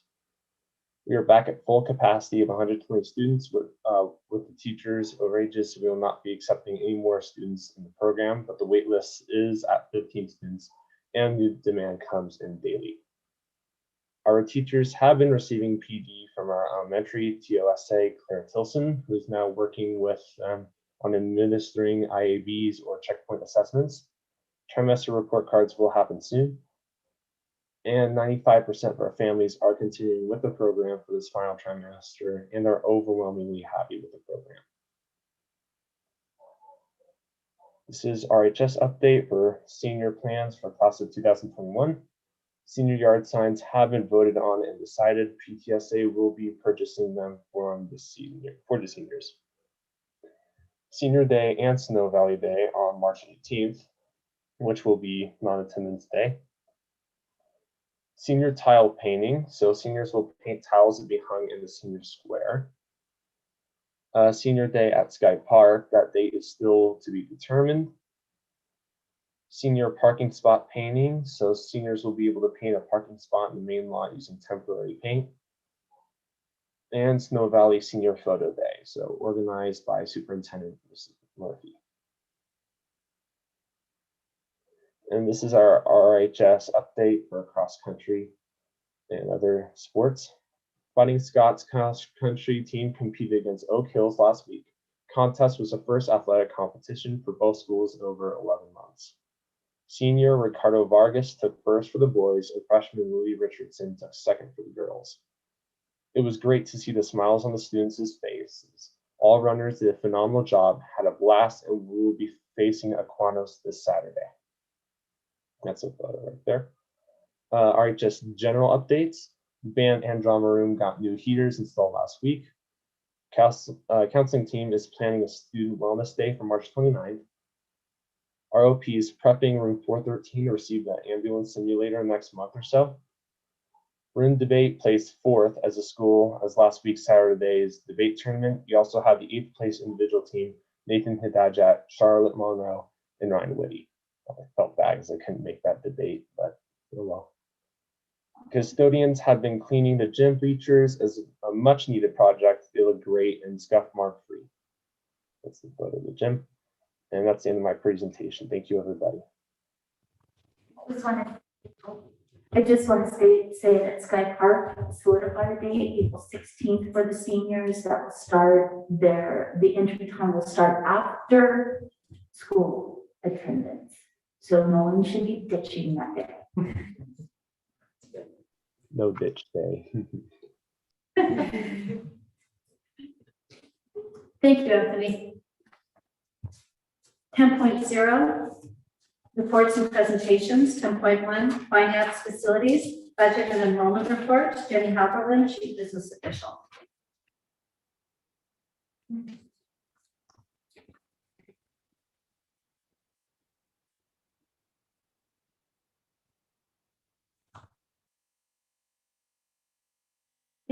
Hello, thank you very much this evening. I have a relatively short presentation. We're currently updating you last board meeting on the governor's proposal. We're currently working on the second interim financial report, which will be presented to you at the March 11th board meeting. And that will come with a lot of analysis and detail. I did just want to highlight a few things though. and it may be a repeat for some of us that we touched on last board meeting. But some highlights, pros and cons of the governor's budget. I know we did a talking point worksheet, that's on the website. I won't go over that word for word, but just a few highlights and maybe a few lowlights of the governor's proposal is that $2.2 billion statewide is largely the only ongoing money that is included in the governor's proposal. It includes COLA funded 2.31 for this year and 1.5% for next year. But unfortunately, it's all funded in the 21-22 school year. So even though they're recognizing a COLA for the 2021 school year, it will not be funded until next year. So it would be nice to have some ongoing money starting in the year that that it's technically in the budget. Continued federal stimulus money and federal stimulus money, that's a pass-through to the state.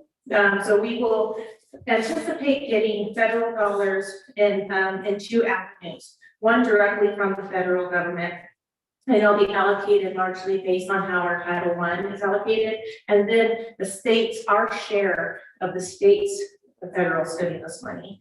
So two pots of money. They're already starting to throw out some numbers for the federal allocated to us directly based on Title I. And so it looks like we're not going to report that number until we actually get an appropriation letter, but it's actually coming in a little bit higher than was mentioned in the January proposal. So my fear would be that the state may not pass as much through the districts if the districts are getting more directly from the federal government. So we'll just see, maybe it's really like we've been saying, there's a lot of time between now and May, and then actually between May and June, when the legislature actually votes on a new state budget. The trailer bills are being worked on and signed. And so, like you said earlier, it's very important that we have more people advocating for not only, student safety and well-being, but for our finances. I think we've been a broken record on how RIM has gotten the short end of the stick and kind of a loser in the local control funding formula method, just based on our demographics, the need for busing, our rural status. When we can take a win, we love it, but we really have to look for those, where we can, some silver linings, like we say. Some cons in the budget, something I just touched on, is in the prior administration, we were very confident of Governor Brown, whether you agreed with his politics or not, he did believe in local control. And he also presented a budget in January that he stayed true to in May and in the final adoption. So we could start planning and we can really have a good idea 6 months before the budget was adopted of what we were in store for. The current governor, and some of it not necessarily his fault, the volatility with COVID and the economic downturns and upturns and the forecasts they're using, that safety, that feeling like, okay, this is what we have to work with. It's just as unsure as the COVID changes that we're seeing weekly. Listening to some podcasts and some reading information on the budget, we are, the state's going to be revising their budget again, with recognizing a little bit higher revenues. That's always a positive. And what we would want to advocate for is the local control of those revenues and putting them in as ongoing revenues and not one-time projects. So just, those are some highlights what we would want. If you're out there listening and you're writing letters, throw some of those plugs in too. So, and probably the con to the budget is, although we are having our ADA held harmless as far as funding goes, there really is, you kind of capture that full decline then is fully felt in the 22-23 school year. So that seems like a long way away for some people, but it's really not. So we have to start looking at the 22-23 and the 23-24 school year now, knowing that there's probably going to be positive and negative changes and things that we can either do or undo, as those years, come and unfold. But we're really got, I think every district is on the same boat we're in this, is looking at that 22-23 school year. So another plug to the, if you're writing letters to the legislator, is to think about long-term fiscal health of districts, and it's not just urban. We're in good company, unfortunately.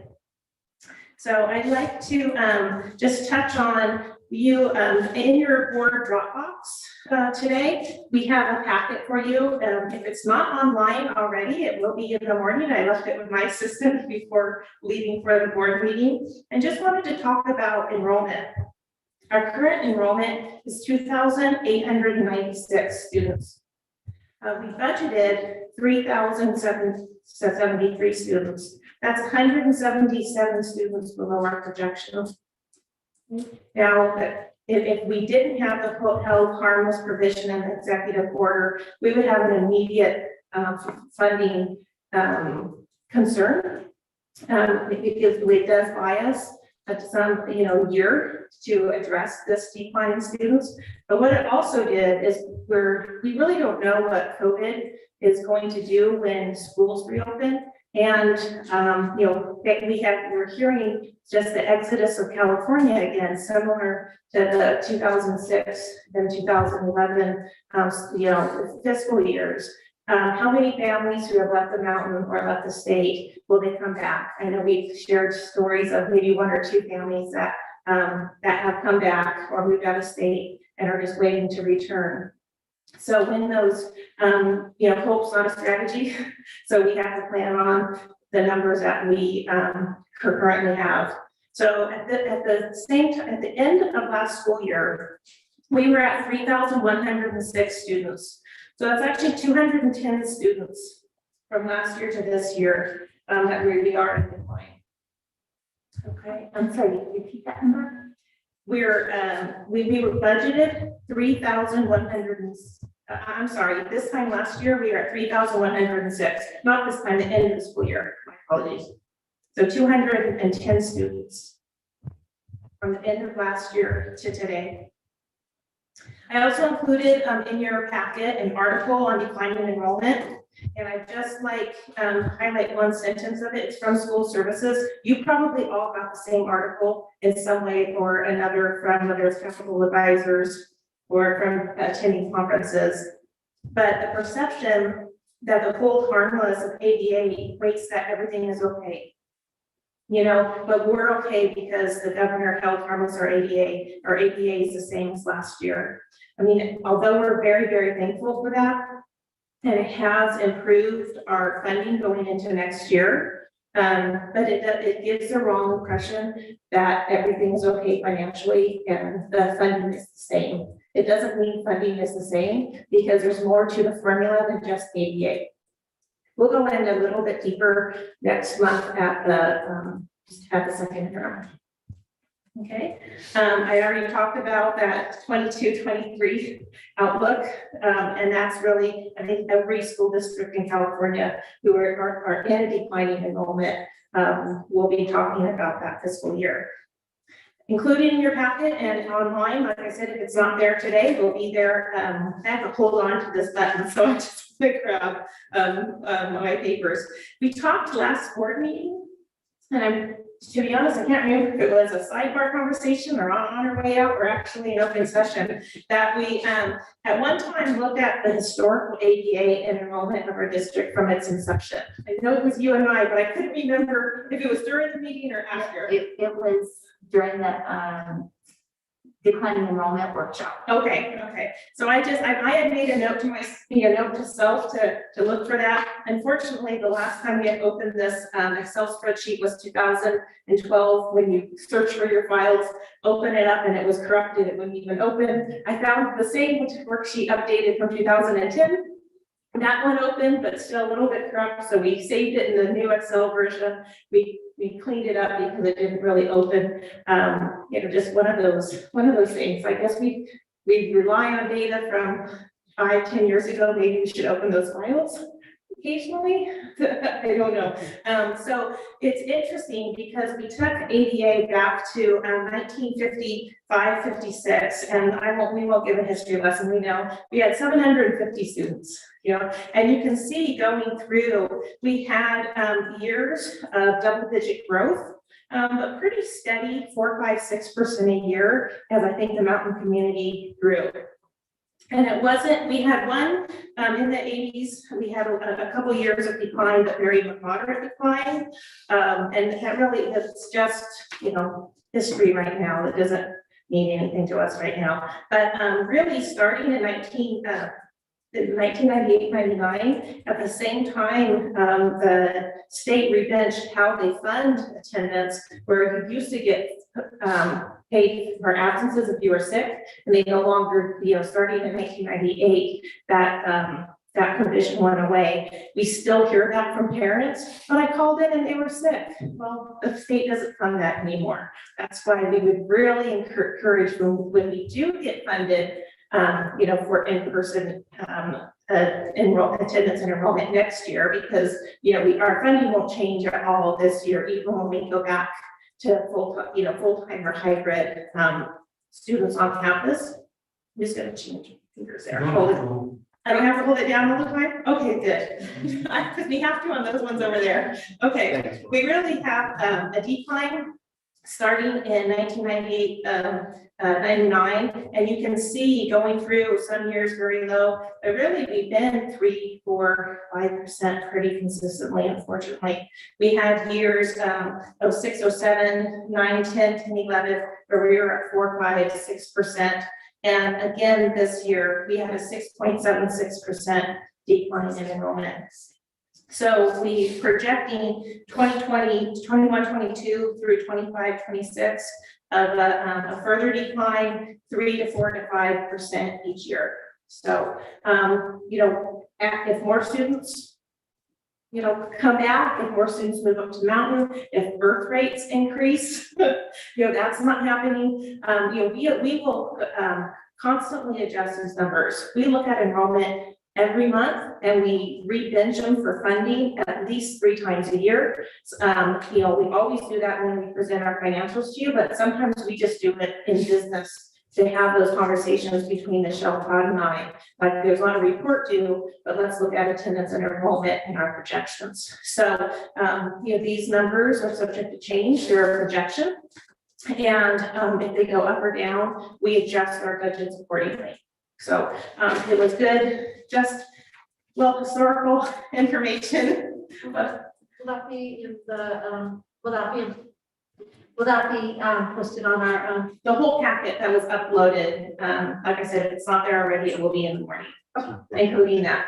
So I was on my way out. I gave that to my assistant. So then for those of you who attended the declining enrollment seminar put on by school services, I highlighted and I just cut and pasted from their own PowerPoint a few slides and put it behind there too. Just interesting statewide, and we talk about we're not alone. About 155,000 K-12 students either left or just a decline in those students from last year to this year, and that's statewide. So that's an enormous amount of students. So we really have the state population growth is slowing. I won't read the data word for word. You can look at it. And between 2020 and to 2030, the whole state's population is only projected to increase 7.8 to 7.8%. So, but that's not school age necessarily children. That's 0 to 110. Another piece of information about the state population growth, in 2019, net migration was only 13,384. So I'm not exactly sure where. Presentations are. So I'm showing them, it's in documents. Okay, We were all in presentations, okay. except for Jordan. Yeah, because I'm not presenting it, I just copied and pasted their slides for it's more talking points for you. So low birth rates, net negative migration, and more than half of California school districts are facing student enrollment loss. The fastest growing states are Idaho, Arizona, Nevada, Utah, and Texas. I think, oh, that's coffee table, that's, that's, what do they call it, water cooler talk too. We're all hearing the news, we're all talking to our neighbors. So none of that should be a surprise to any of us. And then California public K-12 enrollment, the Department of Finance projected enrollment through 27, 28, and that's included for you also. In addition, there's a map by county of counties that are projected to have decline or growth. And you can see in Southern California, very few counties are projecting growth. Surprisingly, it looks like the Inyo and monochrome area. Everyone moving around it, I don't know. So, yeah. So that's all I have for you tonight. There's some information, like I said, it'll be posted on our website and in your Dropbox. You can ask me questions tonight. Feel free to email me. And I remember getting the historical enrollment in like 2012 It or was in something. 2012, 13, that was the last entry. And I just found it fascinating because it was a good discussion in terms of what did the structure look like of the district when enrollment was at this, 2,500 students, and that it just was a good conversation to have for planning purposes. And I thought it was good to have that in our hand. Yeah, and it's good to see what's our enrollment now, and then what is that, go back to the 70s or whatever that last year was. And how many facilities did we have? What was our makeup of our school district? I mean, it's not apples to apples. We had staffing ratios were different. We had ed code was different on just how a school district had to operate. But it is interesting. And there's different requirements of each position now. Oh, you have to do this report and you have to do this filing, and Heather Dominguez has to do 5 more million reports than she used to 3 years ago. So, I mean, it does change the different requirements both for federal and state, but so yeah, it can't be apples to apples, but it's just it's good reference. Yes. I'm just looking at it, but thank you for, finding it, putting it together, and letting us take a look. It is very interesting to look at it. Thank you. Thanks, Jenny. Thank you, Jenny.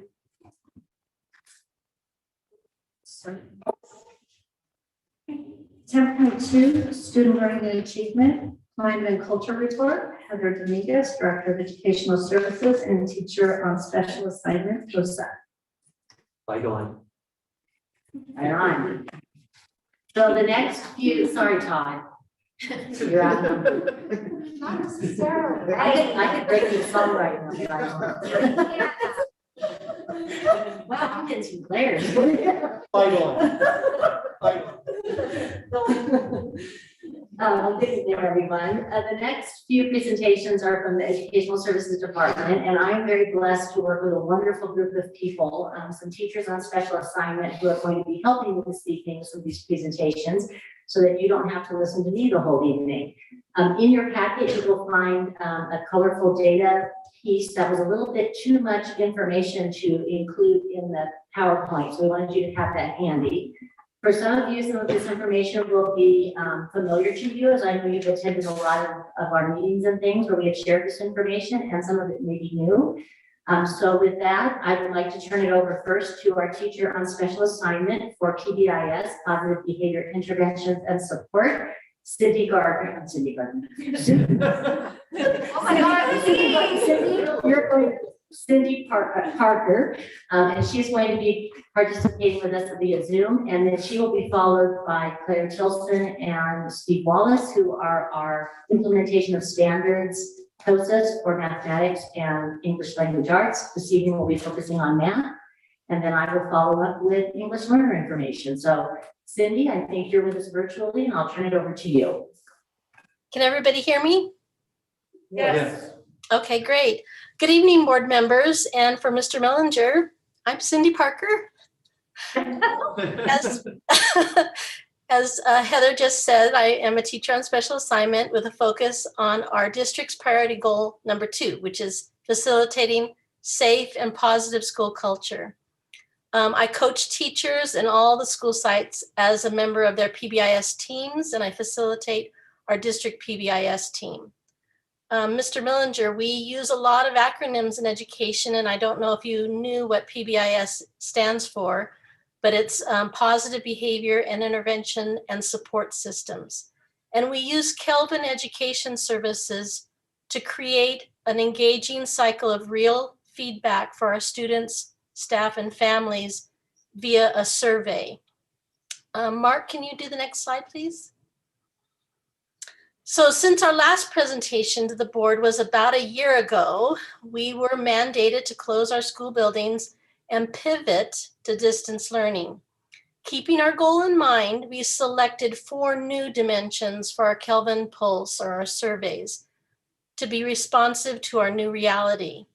The first one being instructional environment, the climate of support for academic learning, relationships, and of course, distance learning. We knew that distance learning would be challenging. However, connections with students and families is essential to have kids show up to learn, whether it takes place remotely or in a building. Next slide, please, Mark. Okay, so this slide, which is very difficult to read, and the reason I provided you with that hard copy for you to view more carefully or in a better size, it's just too tiny.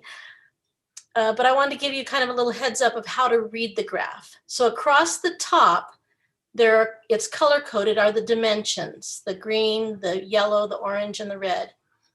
And underneath it, it's followed by a number. And that number indicates which pulse. We've performed 3 pulses, and it's underneath each of the headings. And then you'll see that they are then divided into 3 groups, because this year we surveyed 3 groups: students, staff, and our families. Along the left side indicates the row, which the top row is the district as a whole, and then each school site. The questions for each pulse remain the same, so it is easy to compare the data. You will note that for pulse number 2, we did not offer distance learning questions to allow our staff time to respond to the over 600 comments that we received in the first pulse. We did ask the same questions in our third pulse, which I'll share later on. So that's a summary. Next slide, please, Mark. So in your packet, I provided also a closer look at each of the dimensions, along with underneath that, the questions that we asked. I'm bringing to your attention the distance learning dimension because this was the area of greatest need. For the first pulse, I gathered all the comments, the district-wide, and I did my best to put them into little categories, sorting all the different comments to help us respond to the data. The categories included things like returning to school, maintaining relationships, teacher clarity, engagement, feedback, and communication. For the third pulse, I gathered the comments, but this time I sorted them by the site, and then I presented them to the administrators for the different sites to look at their specific data. While gathering these comments, I could see an overwhelming number still want to return to school. There were so many positive comments also that they appreciated what the teachers did do during this time. I color-coded the comments that I gave to the administration blue for positive comments because I wanted them to share those with the staff members, green, which were ideas for consideration, and the yellow, which were needs to be responded to right away. For example, one of the comments that were reported was, "My child never received equipment to do distance learning." Well, we've been providing equipment all along, and so and they did it anonymously, so we couldn't reach out specifically to that person. And so we did a Parent Square announcement saying, if you're still in need of equipment, we have it for you. So that was an interesting comment when we've already been responsive to that type of a comment from our first pulse. Next slide, please, Mark. So how are we responding to the data? When we first looked at the Kelvin data, the very first thing that we see is a red dot pops up on this home screen after the pulse is rolled out that indicates the number of students requesting to speak with an adult. When a student responds negatively to the survey, at the end of the survey, the program asks the student if they would like to speak with an adult. Kelvin then sends an email to administrators and to the teacher that the student is requesting to speak to an adult. And this is where we call on our counselors and we use Care Solace. When a teacher or a counselor contacts the student to find out their need, either the counselor resolves the problem or refers them to Care Solace or other services like through RIM Family Services or Mountain Counseling. We've also heard and responded to many other suggestions that have come up. Since this has been a whole year process that we've been doing it, we started by providing meals.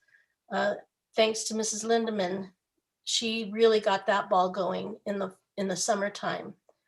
We've provided hotspots, Chromebooks, the home choice program for our families who are interested in doing distance learning. We've provided professional development and resources for our staff. Each school site has weekly PD available based on their needs and their school goals. We have partnered with Care Solace, RIM Family Services, and Mountain Counseling to support our community's mental health needs. We have provided free COVID testing for our community. RIM High has 2 student-led groups that focus on classmates' social emotional needs and provide encouragement and support. RIM High and Mountain High School are planning the Student Wellness Day coming up here in March. Our K-8 counselor facilitates Thriving Thursday lessons that focus on wellness and social emotional needs. LAE is providing Leader in Me training for staff and students. CHE and VOE are providing second step learning opportunities. The PBIS TOSA, myself, has provided training for our support staff regarding the core principles of PBIS. All schools participated in the Great Kindness Challenge. We have also been modeling check-in and mindful opportunities for staff meetings or other types of meetings. The district tool, the Portrait of a Graduate, was developed. This tool reminds us that we are all part of the puzzle, developing the whole child to be ready for college, career, and life, which is very reminiscent of Yuri Bronfenbrenner's ecological systems theory. So last slide, Mark. The last slide I'm wanting to show you is one of the things that Kelvin does for us. It continues to add to the toolbox that is available to all of our teachers. This toolbox, which is a collection of resources, strategies, best practices, and activities to target the dimensions and social emotional learning or emotional safety, those kinds of dimensions, relationship building.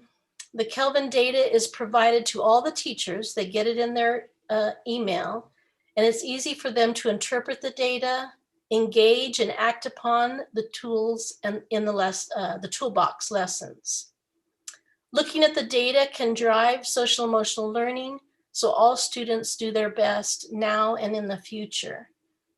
That is the presentation that I have for our Kelvin data and our PBIS information. Do any of you have any questions?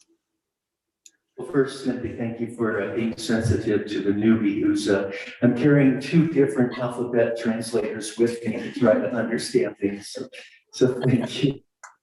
And how are we doing then at making those responses to the calls for speaking to an adult? I forget where you find that number, the responses. Oh, when a survey comes out, when the survey comes out, the well, first of all, all of the administrators get a little email is sent to us automatically saying you have students who are requesting to speak to an adult. When you open up Kelvin, it's a little red dot over where it says requests, and I wish I could share my own screen. I could pull that up to show you. You know what? I can't because we've resolved all the issues. So I won't be able to show that to you until I could email you one after our next pulse, an image of it. But it indicates a little red dot that says a 6 on it or something like that. And so you pull up the requests and it lists the 6 students who are requesting to talk to an adult. And so, all we know is that they have requested. And of course, we know the student's name, we know what grade level they are, we know who their teachers are, who their counselor is. And then we communicate with them to make sure that they are spoken, to find out what it is that they are needing. So maybe they're feeling anxiety and they're upset about distance learning, which is typical of what's happening right now. And so we have a counselor to speak to them, or their teacher talks to them. And then we record that just as if they were visiting a counselor in a counseling session on campus. Also, if it's something more, let's say they're expressing the desire for suicide or some suicidal tendencies, we would then immediately refer to Care Solace to make sure that they are in a wraparound situation and getting immediate counseling services. Does that answer your question? Well, I believe I saw somewhere that you're able to respond within a couple of days. I don't recall where I saw those numbers, and that's why I was just kind of wondering how we're doing at the responses to those requests. Oh, we immediately respond to them as soon as we get them. So it doesn't show specifically in the data that I provided to you the number of students who requested services. I am not quite sure how I would go about finding out how many we've had total, but I think that I can do that. I can find the information via Kelvin to find out who requested services. And then we can look in the ARIES information, because that's where we're recording that we service these students. We can look in ARIES to find out when and who helped those children. So sorry, I couldn't answer you specifically. No, I appreciate it. I know, get used to it. Cindy, I just love hearing your voice and seeing you for a little bit. It's just, again, another reminder of how much we miss all being with each other. And I know my Hayden misses you too. So thank you for the work that you're doing. And I hope that we can all see each other in person soon. Amen to that. And you guys are little tiny, tiny, tiny pictures. I don't know how you see me, but you're a wide screen and you're about 2 centimeters big on my screen. So I don't really feel like I'm seeing you. First, I'm okay with being a little dot for you. I do have a couple of numbers questions. For starters, do we have an idea of what percentage of our students, staff, families are responding? I'm assuming the numbers here are percentages themselves in terms of how they responded, but what kind of response rate are we getting in general? Oh, hold on one second. I can get that information very quickly. It fluctuates. It's been fluctuating.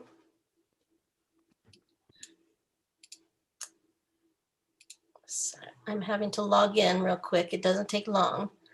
Just wondering whether this is a representative sample, whether we're getting, we're really getting a feel for how our families are. Participation rate for this last survey was down from 43% to 37% from the second pulse to the third pulse. Let me go back. The staff pulse was up. The second pulse, we had 70% participate. This pulse, we had 74% participate. And our families was up. From our last pulse, we had 24%, and this time around, we had 33% participate in our pulse. So actually, it's a really good percentage in comparison to our California Healthy Kids survey, where we had less than 20% participation rate when we would send out that really big survey to our families. Especially much better response rate from our staff. Yes.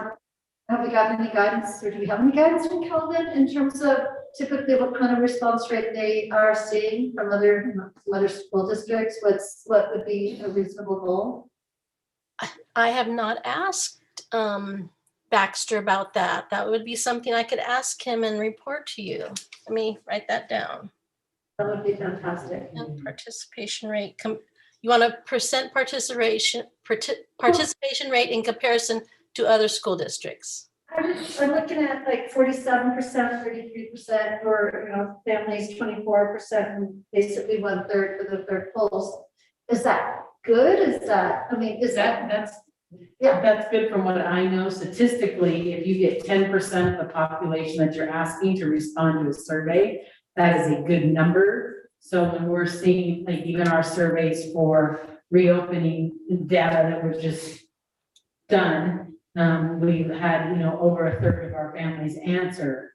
So those are very high participation rates. So to have things in the 30 and 40% are still very high participation rates. Okay, cool. I mean, I appreciate the fact that if there are students that are hurting, we're giving them a way to be able to, we're connecting them. Is there any data when you're looking through all the different from the various pulses? Was there anything that kind of came out to you, like things that were a surprise or noteworthy? Did I hear you correctly that you're asking if I saw some little tweaks that I thought were surprises? Yeah, any data that was like, that was interesting. Yeah, let me quick pull up the document that I sent you.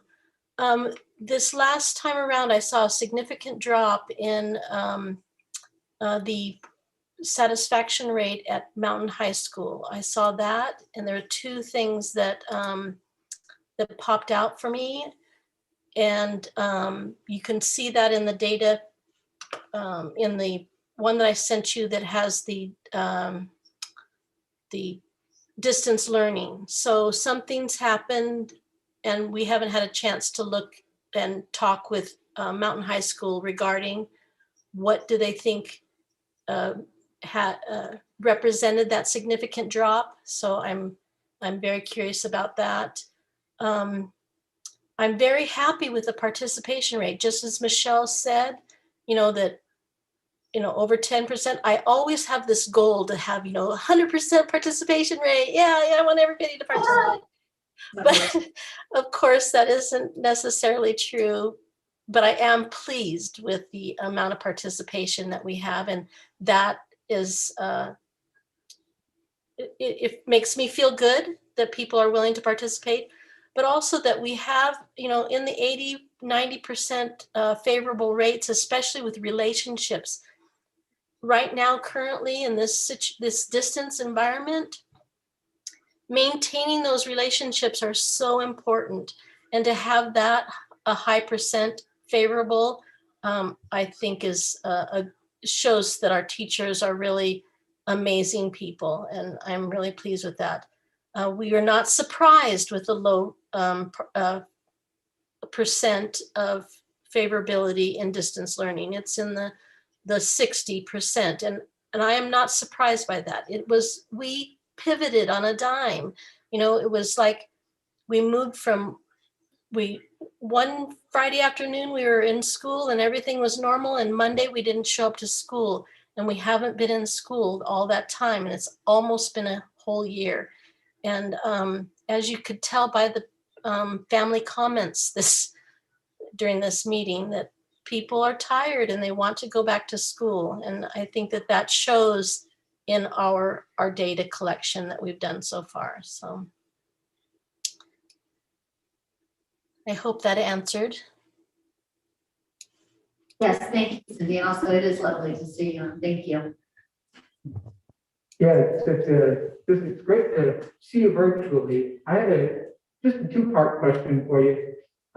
If you wouldn't mind, I'd love to get your perception, since you are in and working with Kelvin, your perception of the impact Kelvin has had compared with prior to our implementation of Kelvin, which was just a healthy kid survey as far as I'm aware. And what, if anything, do you think Kelvin's lacking? So what I'm hearing you say, Jordan, is that you want to know how we've been able to respond to the data in comparison to the Healthy Kids Survey. Is that correct? Yeah, and generally, Okay, it's really difficult to hear you. Sorry. So in my opinion, what I feel is so great about Kelvin is that they are these short, quick, targeted questions that come frequently. So with the California Healthy Kids Survey, they take it and we don't get our data for 4 to 6 months, which means it's the next school year and a new batch of kids and maybe new teachers that are surveying these students. So we can't act on the data.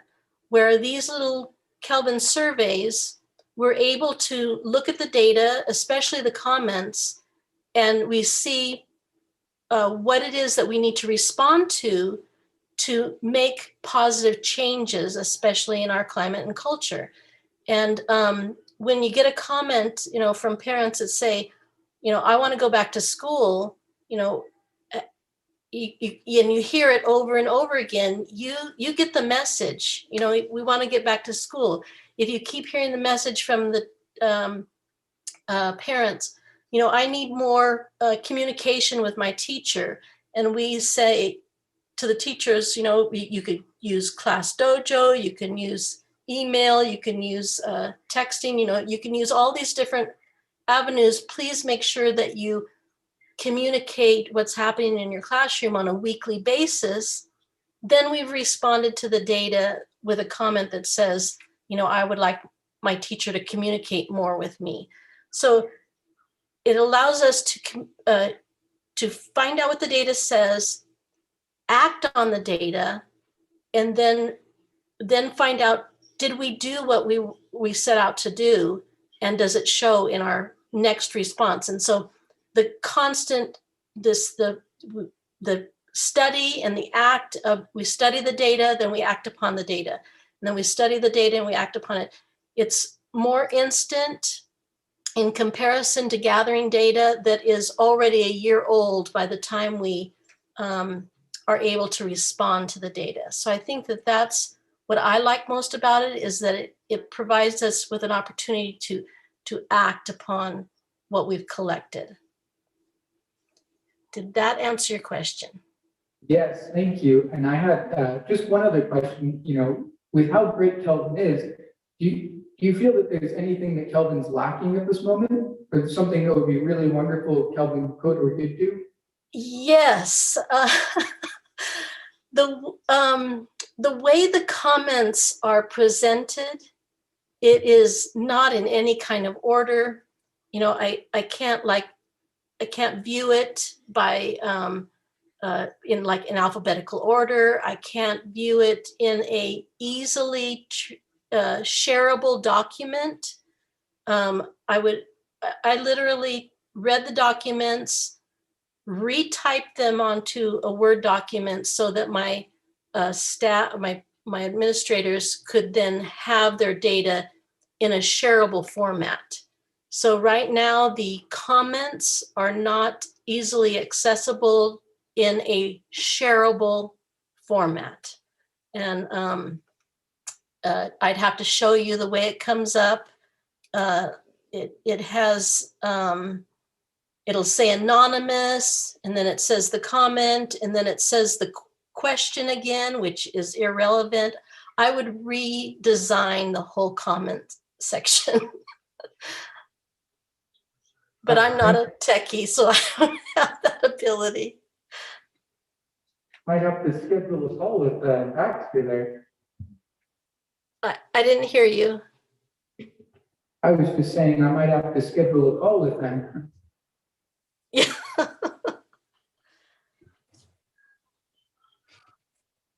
Thank you. Any other comments? Thank you very much, Cindy. I appreciate the presentation. You're welcome. Thank you.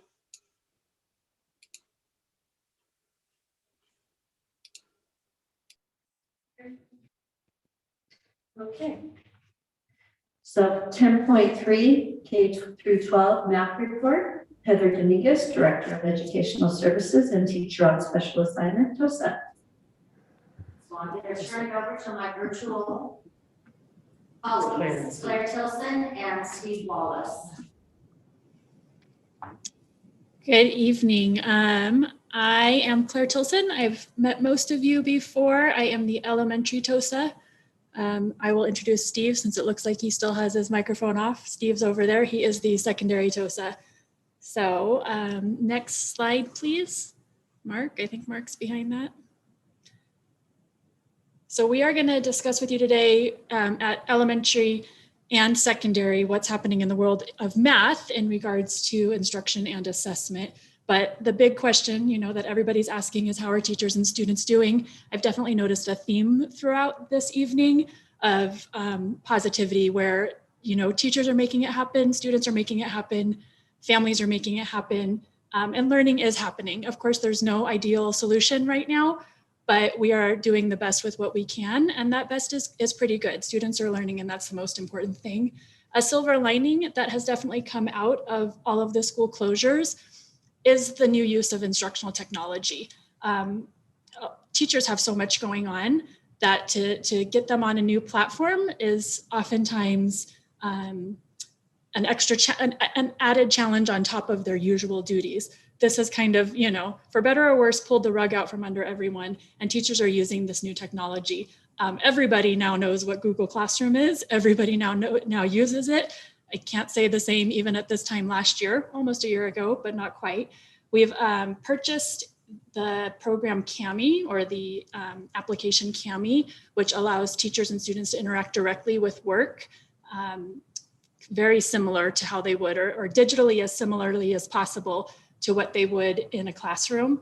Of course, Zoom, everybody knows the new Webster's word. Zoom, everybody knows and everybody's using. Even our youngest students are on there working with it comfortably. And then, of course, other various curriculum-based platforms that go with our adopted curricula, which Steve and I will each get into here. So we just wanted to give you a quick overview of how things are going in the world. I'm gonna pass it off to Steve now for the high school portion or secondary portion of the presentation, and then I will take you back to elementary. We decided to flip it up on you tonight. So next slide, please, Mark.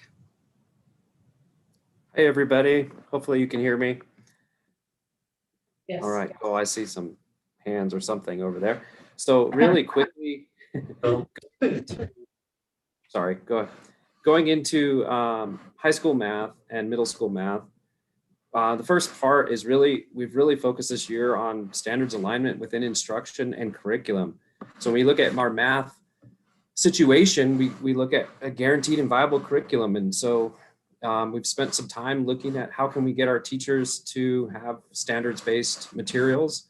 And so going right into MPH, we had a math adoption sort of at the end of last year, if you want to call it last year. I don't know what we call them anymore, as we went into COVID, and then so we adopted a new material. We've had a couple of trainings with the middle school team, and we're continuing to have an implementation of new core materials. And for the first time in a while, we have now the same material for 6 to 8. So you have now teachers digging into a new curriculum at middle school. Mountain High School and Rim High School, without explaining a lot of how this happened, that team is now looking into some new curriculum options because of the limits of our old curriculum at the high school.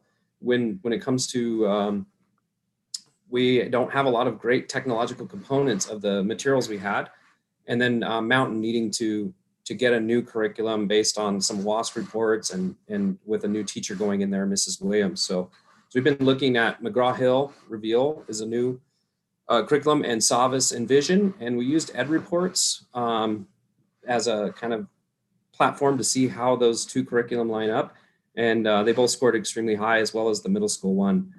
And then also for the high school, they have weekly meetings right now, and I meet with that team where Mountain meets with the RIM team, and just a really strong collaborative group right now. And they're really, really taking a great opportunity to look at material in this crazy time. So next slide, please, Mr. Maloney.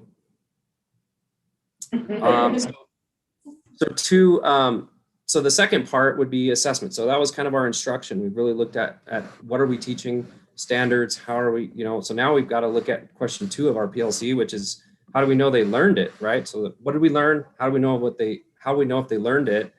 So we've come up with this idea of our assessment calendars. I'm sure you've heard that before. Getting a 1-page, what standard are you teaching and when and how are you assessing it?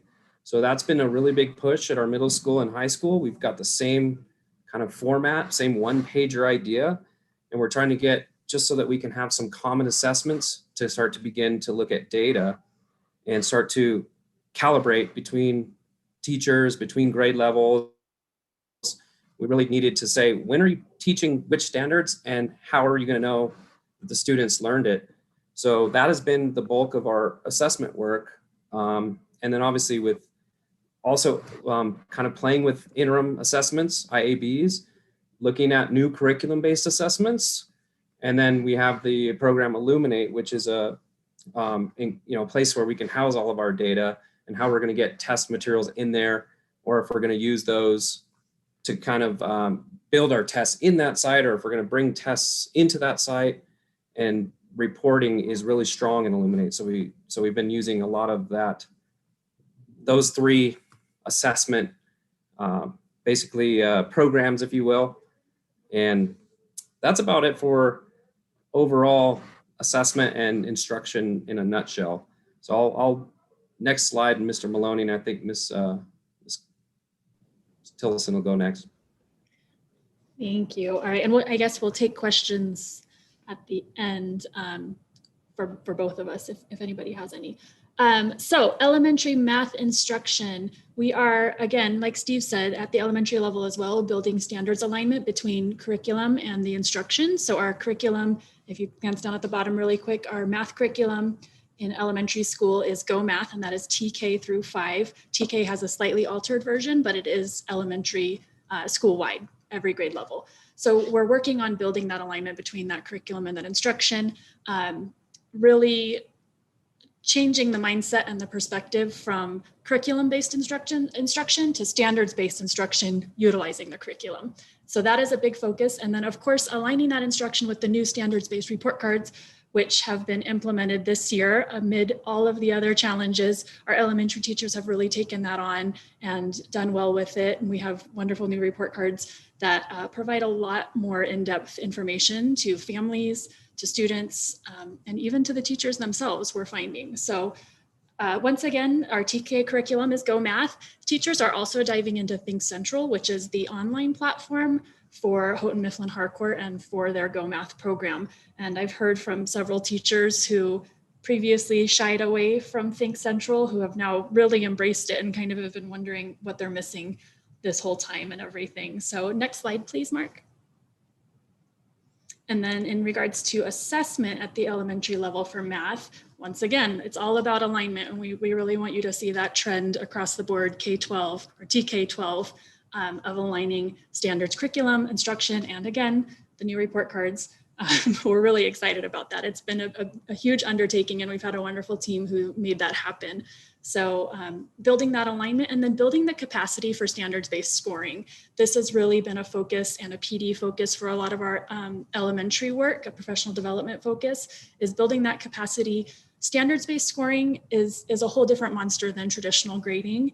And so it really takes a lot to wrap your brain around, you know, what is a 3? What does a 3 mean? And what does the evidence of that 3 look like? And what are the goals we're setting for our students? Things like that. And on top of that, the added challenge of doing that all amid distance learning when teacher instruction and student learning looks so different.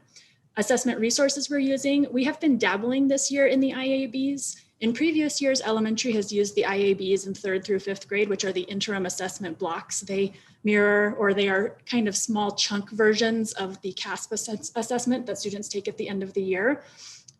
We have been working, kind of dabbling in those, just giving students exposure to them more as a way to rehearse for the spring CASP. Because if you think of, you know, your typical 3rd grader has never taken a state test. They don't even know what the platform looks like. So we're really just using this as an opportunity to familiarize, get practice before we potentially take that test in the spring. And then of course, teachers are also always encouraged to use curriculum-based assessments from Go Math. And those are also available on Think Central, which is really useful because teachers can just assign an assessment directly from Go Math. They don't have to recreate it in Google or anything like that. It automatically scores for them and automatically gives them data. So I think I am going to hand it back to Steve now. He's going to talk to you briefly about professional development, and then we will take any questions. So Mark, last slide, please. All right, so just pushing through here. Obviously, professional development, being available to coach and work with teachers individually, supporting grade levels and PLCs. So I can speak for Claire, probably we attend quite a few meetings with teams and then working with leadership teams. I know Claire has a really strong instructional support team, the IST, and we are developing, I put developing there on the slide, but our secondary articulation team. So we're really kind of figuring out how we can get the best group of secondary teachers to meet and help transition with vertical articulation. And then professional development, which is always a wonderful topic. We have been working with Illuminate, SBRCs, which is your standards-based report cards, I'm guessing, because that's a Clarism. And then we have Universal Design for Learning going on at middle school. And then Rim of the World has decided to use SEL and EL as their focus for professional development, as we probably see there's a ton of need in those areas. So overall, professional development is part of this, these 3 kind of bullets, which would be, our instructional, our assessment, and then obviously developing as professionals. So having said that, I think we'll open up if you have any questions, and Claire will answer them all thoroughly, and we'll defer. Go ahead. She's a math person. Go ahead, math person. Open up. Hello, thank you for the presentation. And historically within our district, I know that we could do a lot better in math. And looking at our testing and having seen, students who have struggled. And my big question for y'all is how can we expect improvement for the future? Go ahead, Claire. I'll go next. I'll go second. Since Steve muted and I unmuted, I assumed he meant what he said, that I got to answer all the questions. So, so I think that, again, going back to the beginning of our presentation, that's one of the silver linings of where we are now. Teachers have dived into technology, which is a huge leap forward in any instruction, but especially in math. There are so many resources for teachers to use, like an abundance. It's overwhelming. And so I think our prognosis, if you will, is that we can only come out of this situation better.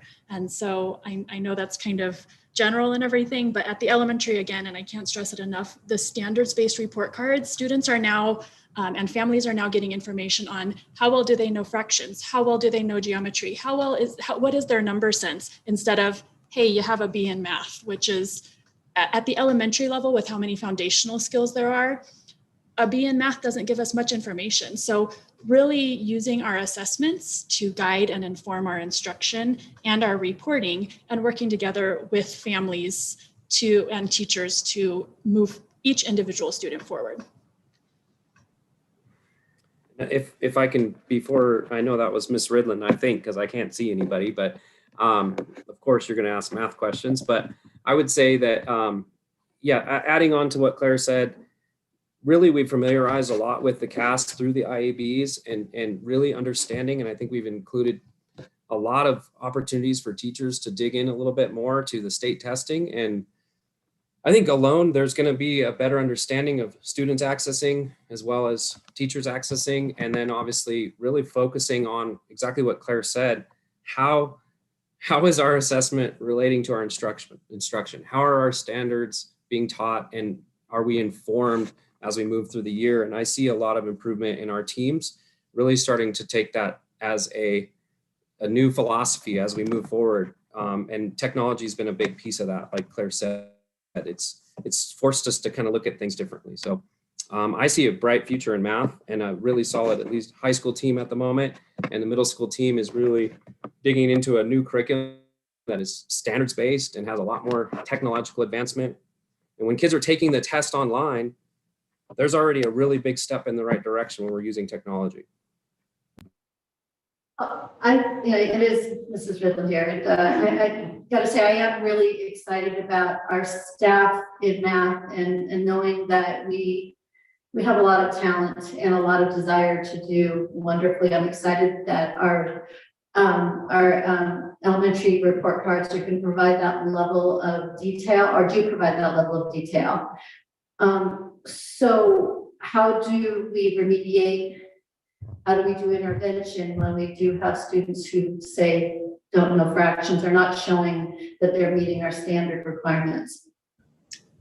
That's a really good question. And determining learning loss, I think there might be a new buzzword replacing learning loss soon. I don't know what it is yet, but whenever we get that, kids back in seats plan going, whether it's, hopefully after spring break, then we can really look at assessing that learning loss. That will help inform future assessments as well. We are looking into systems that we are not familiar with using as much, because we haven't used them before, that we don't just need to use now in light of what's happened with distance learning, but that we can use long-term in the future. So really getting that data, crunching the numbers, and like Steve was saying, guiding our teachers and our teacher teams, they're ready to do the work. And so using that data to inform those directions and everything. From there, in the elementary world, it's all about small groups.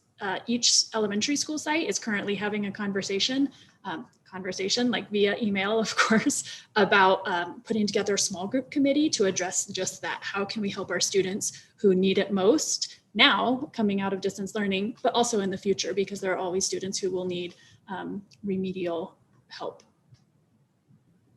If I can add to that as well, I think looking at when it comes to, we've added on our assessment calendars and we've added a diagnostic now, and everybody seems to be on board, especially now with we really need to find where they are as a team and go get them right and bring them up. So the diagnostic being a part of our assessment, when we get those students, we're going to be able to assess them. This year we used the MDTP. Dana, I'm sure you're familiar with it, but at the high school for the first time electronically, and we do have those all the way back to 6th grade. And the teachers really liked that and liked the data we got from it. So just adding those diagnostic exams at the beginning of the year, and then adding those benchmarks and checking in and finding where students are, and then obviously that'll help us with building where are we gonna help them, where are we gonna build interventions or remediation or whatever we need. So I don't know if that answers your question enough, but we have definitely got some work to do in that area, just with knowing what COVID's left us with.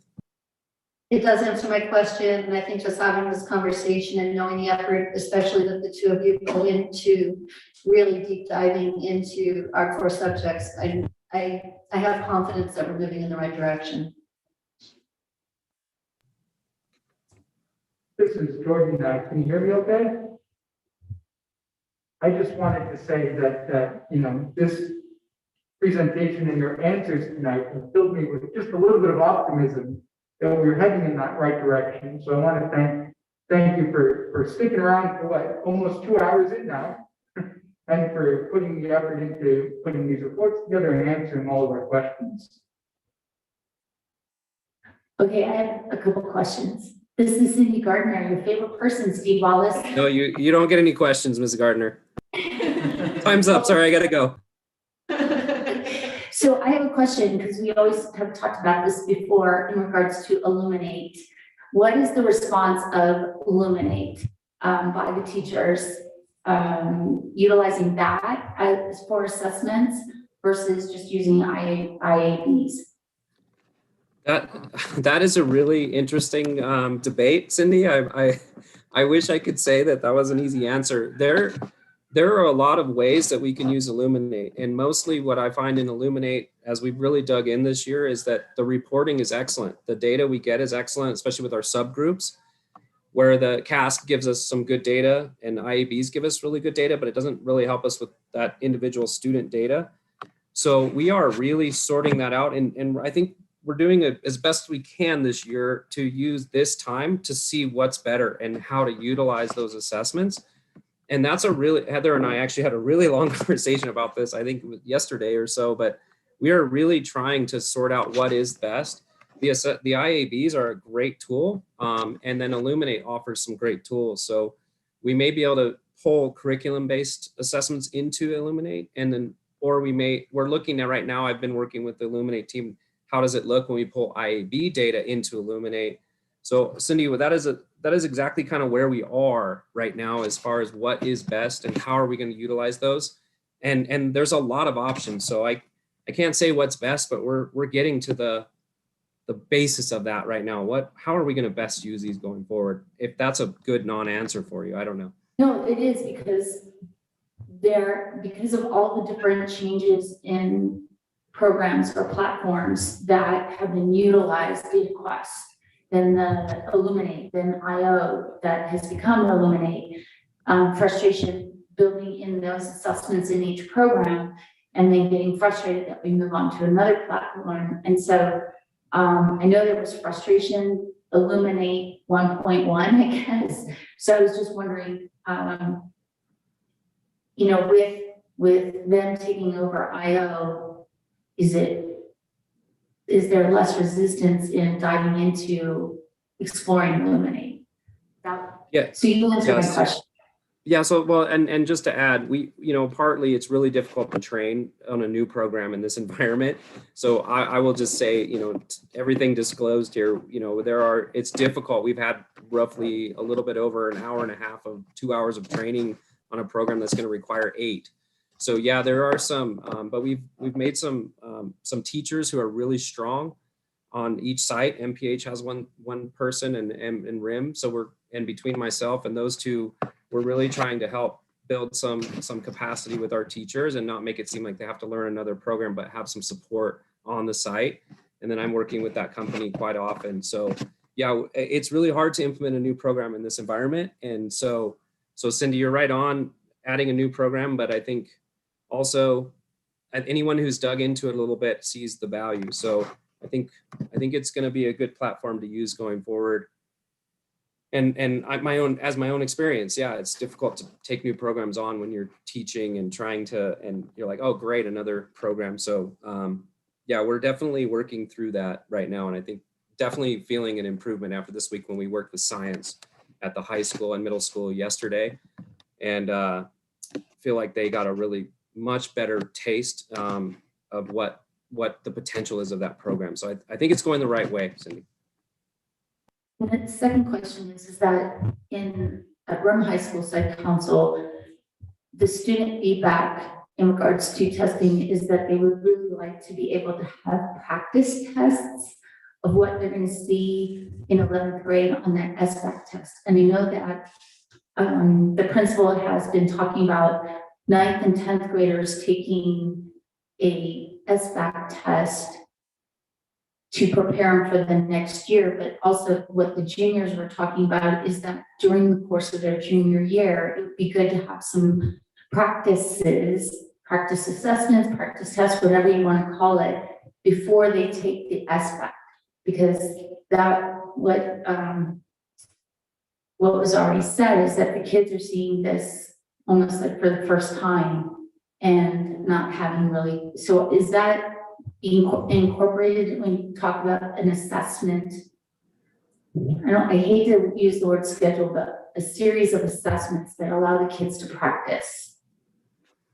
Absolutely. I mean, especially right now, obviously English and math are your most critical science as well. But yeah, I mean, there are the ICAs, which we've talked about using for 9th and 10th grade, which I think you alluded to.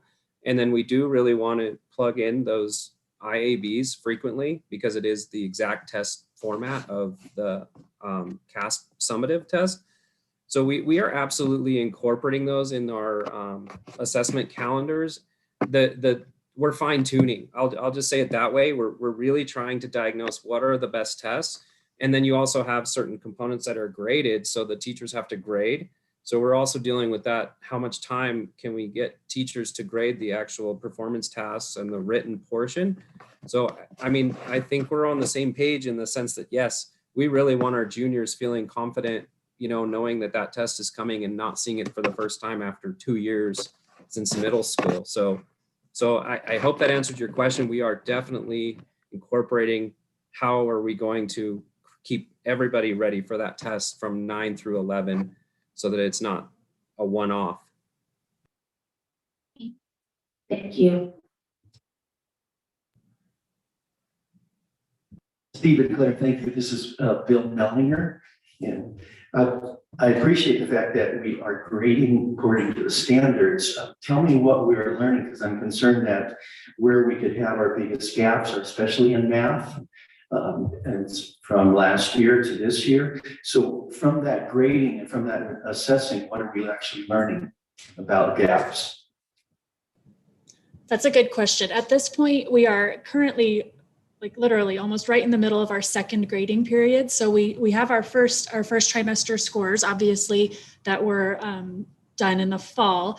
So we have those. We don't have anything to compare them to. So moving into this next trimester that closes at the end of February, we'll be really looking at the changes in progress from fall to winter and then going forward to spring and looking at that.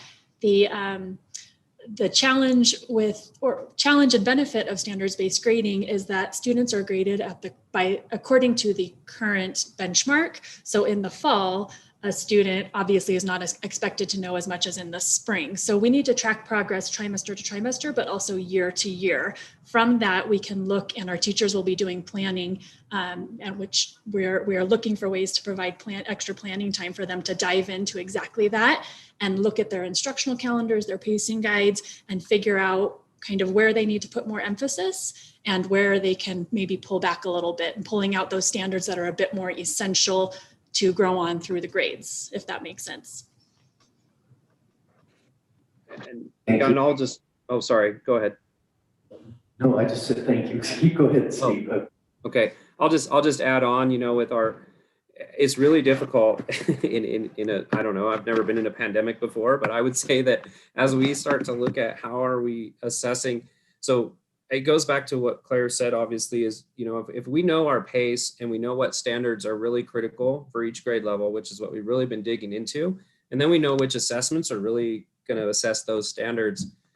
And then the next piece now is, which is where I think you're in the same place we are, as far as, okay, now we've got a real situation as far as where are these students going to be as we go into next year. And we're having some good conversations about that, but really looking at what are good assessments, what standards are really essential, the power standards, if you will. There's a lot of language about that. So I think the best way that I can say that we're approaching it, and maybe there's a better way out there, but I think we're really saying asking that question, what do my students have to know moving forward into the next grade? And then obviously that next grade, knowing where they are and what they don't know and picking up there. So it's really a collaborative effort, but it is based on the same thing, this assessment calendar, having those standards listed out, what we teach when, and having those assessments lined up is really going to help us as we move forward, as we can start. And again, even in this odd year or two, whatever, how long will this last?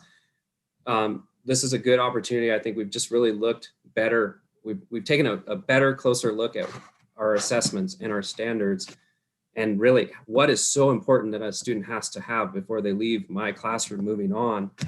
And that's just, it's a really fluid thing. So but it is definitely at the tip of the tongue, and it's definitely being talked about. And it's, hopefully we have some planning time and some opportunities to really work on it moving through the grades. Well, thank you for leading the charge, and it'll be interesting to see what the next grading period tells us. No, don't look at that. Never mind. Stephen, Claire, thank you, and good to see you both. I just did want to acknowledge that this is such a huge improvement for our district, and I think in a time where everybody seems to believe that we are just surviving, there are other areas where we're really like growing and thriving and putting a lot of attention and energy and time. This gave us an opportunity to do that, and I appreciate you. Thank you. Thank you. Thank you. So Deanna Woodland here again, and Numbers. no, I'm just curious as far as the what you're envisioning for the secondary articulation leadership team. I didn't hear the part of that question, Ms. Ridland, sorry. Okay, no worries. What you're envisioning for the SALT, the secondary articulation leadership team? Well, my vision might be different than, I don't know, but I mean, we are one of the major challenges, and I'll try to be brief here, but you know, secondary teachers, especially in a pandemic, on top of everything, we don't have time with our students. So taking sub days and missing days and working for full days has, I think, really been the biggest hurdle with getting an articulation team together to work on this work. So you know, we've really been strategizing about, you know, breaking into smaller, more frequent meetings, maybe after school monthly, as opposed to doing full days with subs.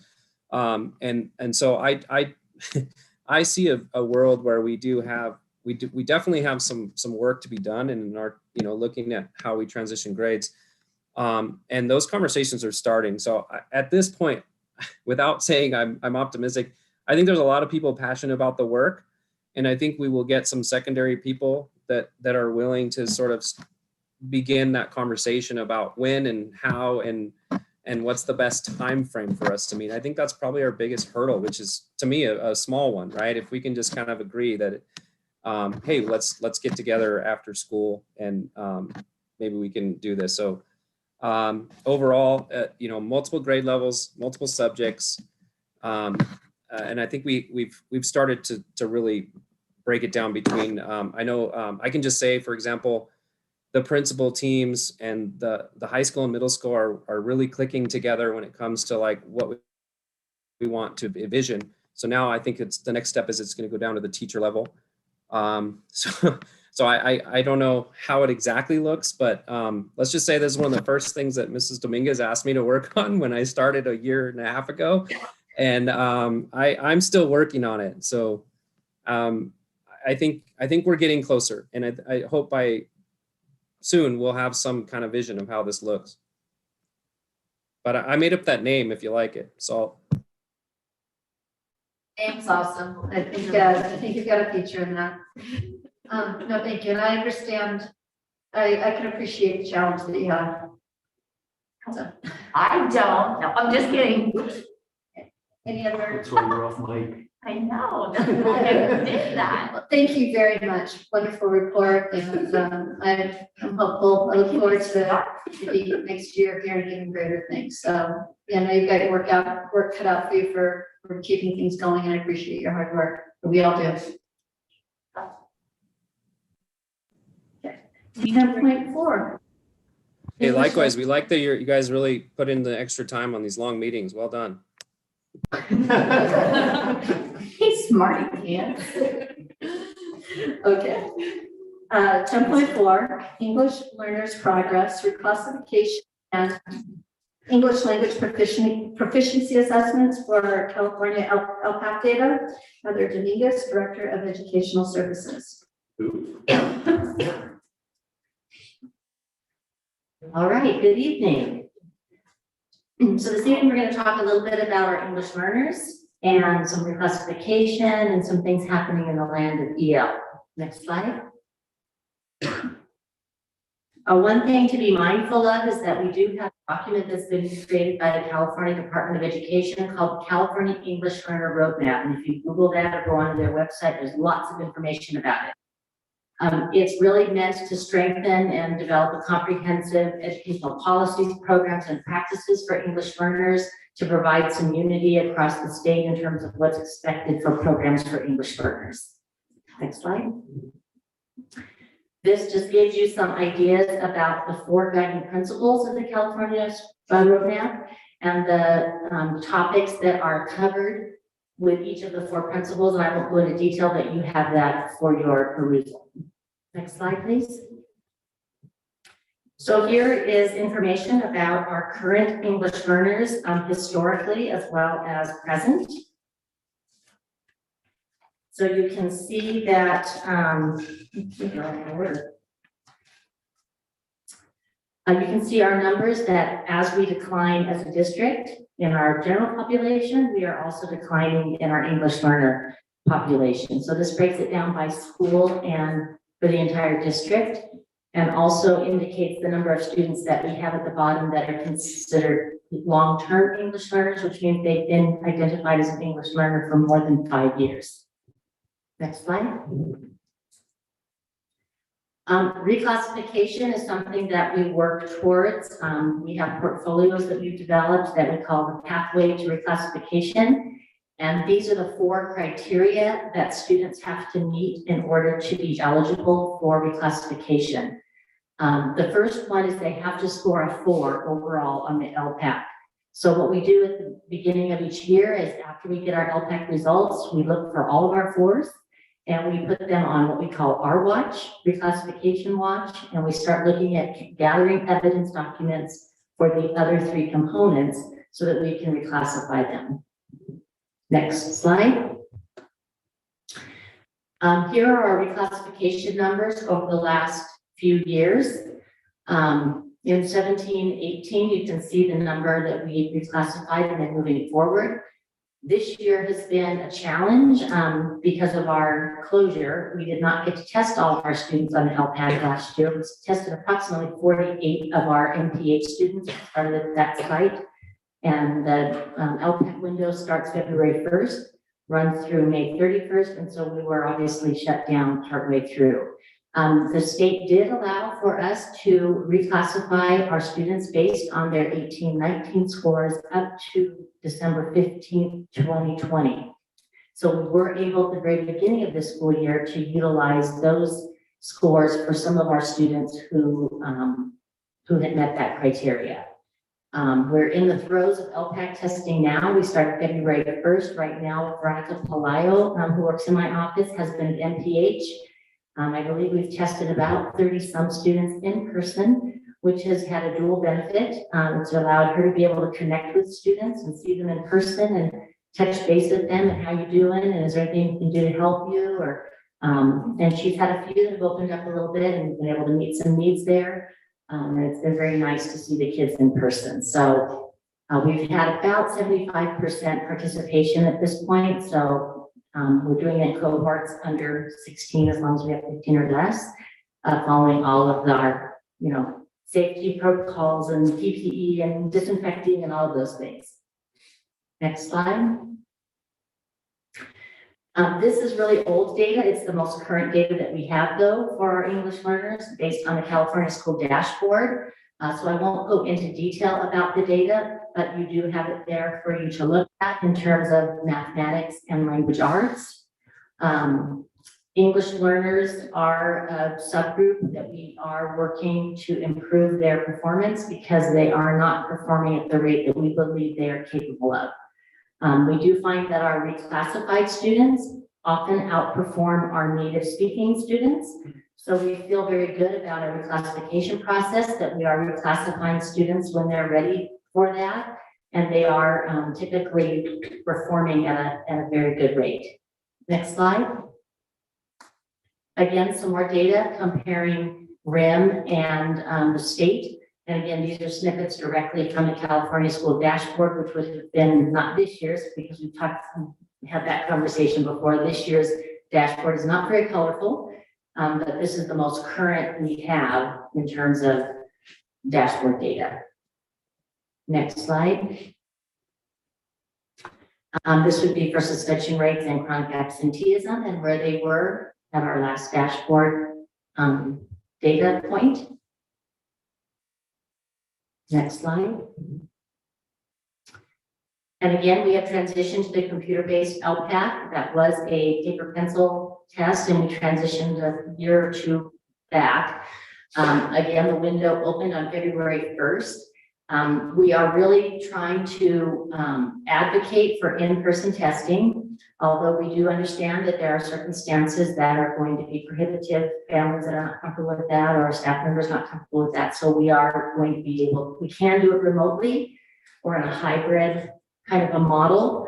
So we're testing all of our students in person first who are able to do that with, and then we will make arrangements for remote testing. On sort of a side note, I did get a survey today from the State Department asking about testing and our preferences related to extensions of the deadlines. So they are looking at, perhaps extending the deadline into next school year or extending it up through July. And they asked us to rank some things, our first, second, and third choice. So I know they are looking at testing very heavily at the state level. For either postponement or extending the deadline to give us a little more time. And Heather, the information we got at AXA today is that any advocacy letters regarding testing need to be to the State Board of Education by noon on Monday.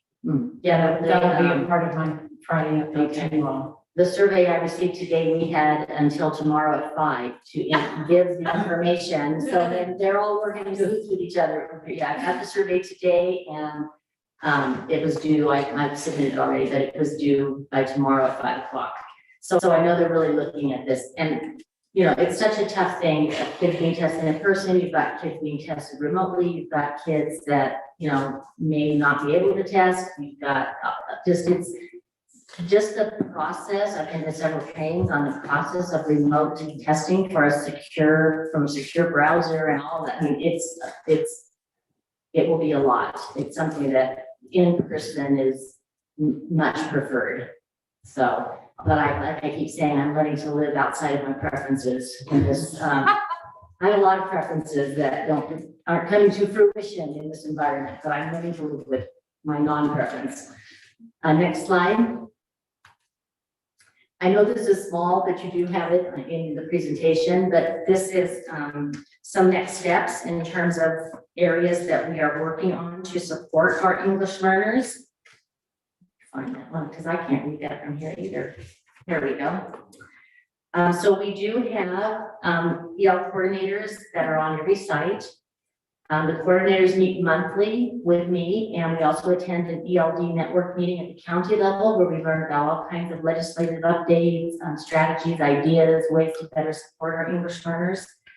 We actually, from that meeting, have teams from the county who are coming up and working with the Renton High School staff as well as the MPH staff to provide some professional development and English language development strategies for both designated and integrated ELD.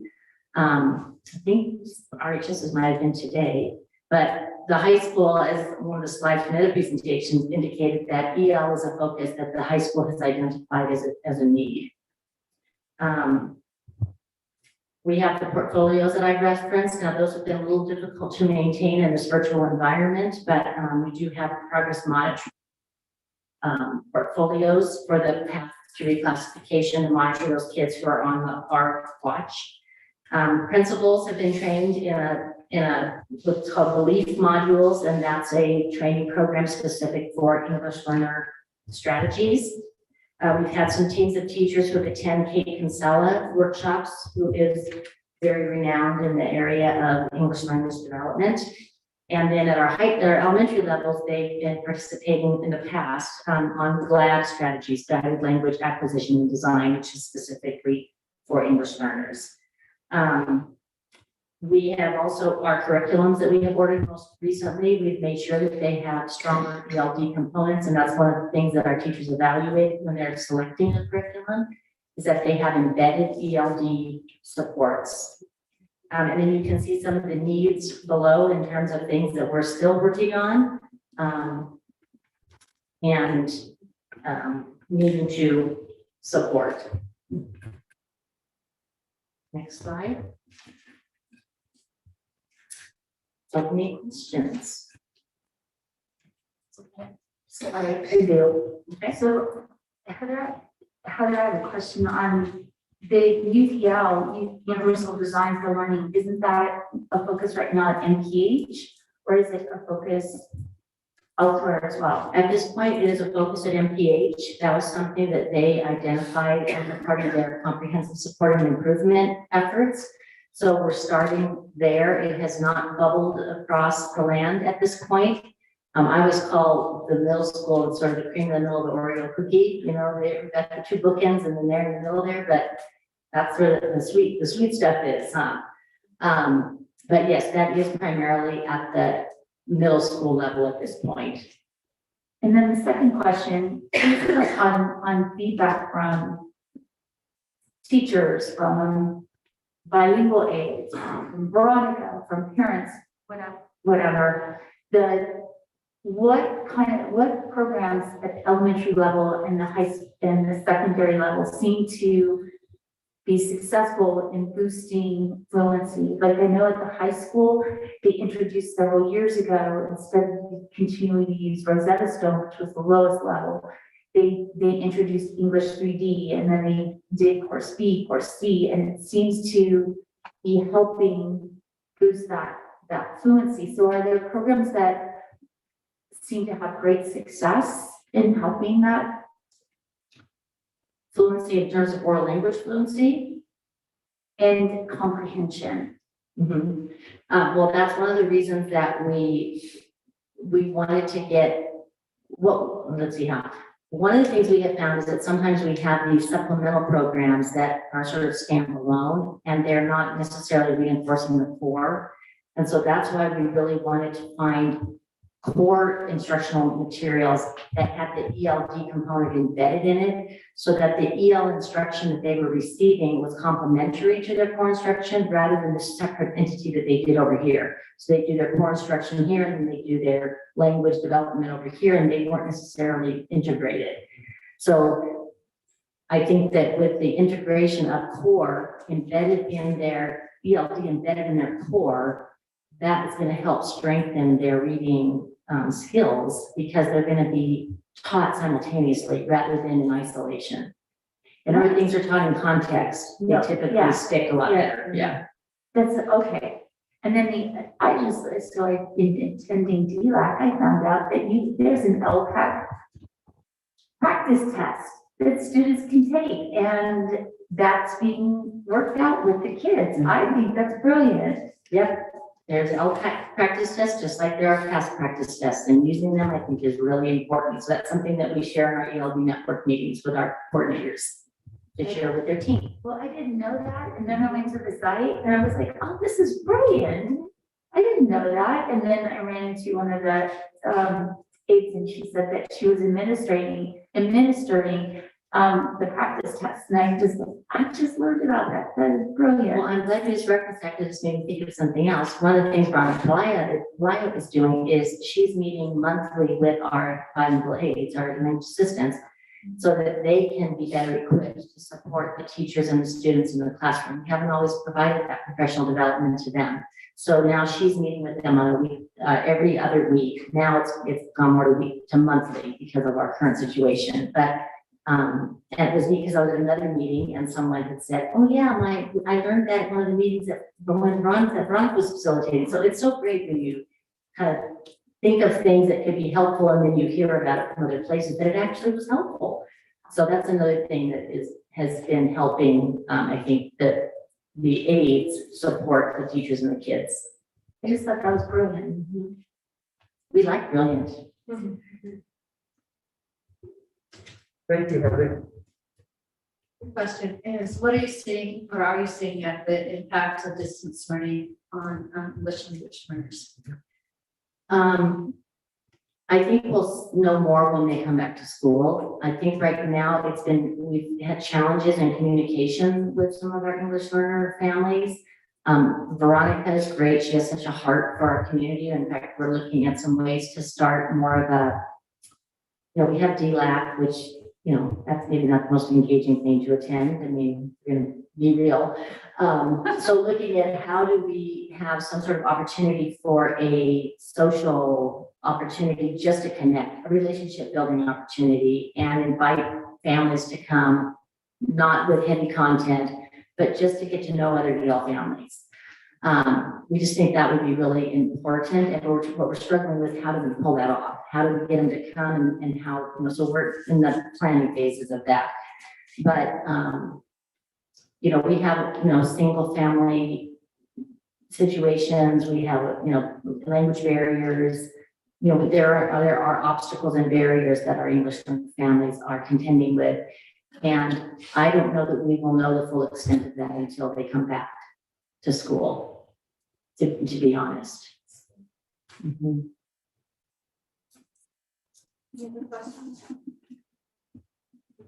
Thank you so much. Mhm. Although one thing I will say, sorry, on our Kelvin surveys, our Hispanic population, we get very positive results, which they're not all of our English learners, but those scores tend to be higher from our Hispanic families in terms of them feeling connected. But we haven't been able to disaggregate it by each. So that might be different data, because that's not necessarily representative. Not all Hispanic families have English learners. But I thought that was interesting that they had on our heat map that we have some of them have higher scores. Which begs the question, then are the Kelvin pulses going in native languages? They do. Mhm.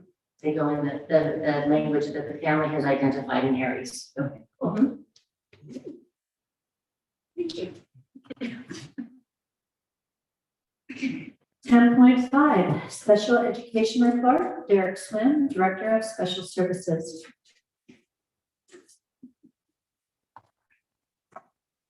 Madam President, distinguished board members, Superintendent Murphy, good evening. Tonight I'd like to present what's going on in special education in Brent. So Mr. Malone, if you would please. All right, I probably have pushed that a couple of times. Okay, so, thank you. So if we take a look at this, the chart on the right-hand side shows our numbers this year compared to our numbers last year. And for those of you that don't know, RSP is resource program.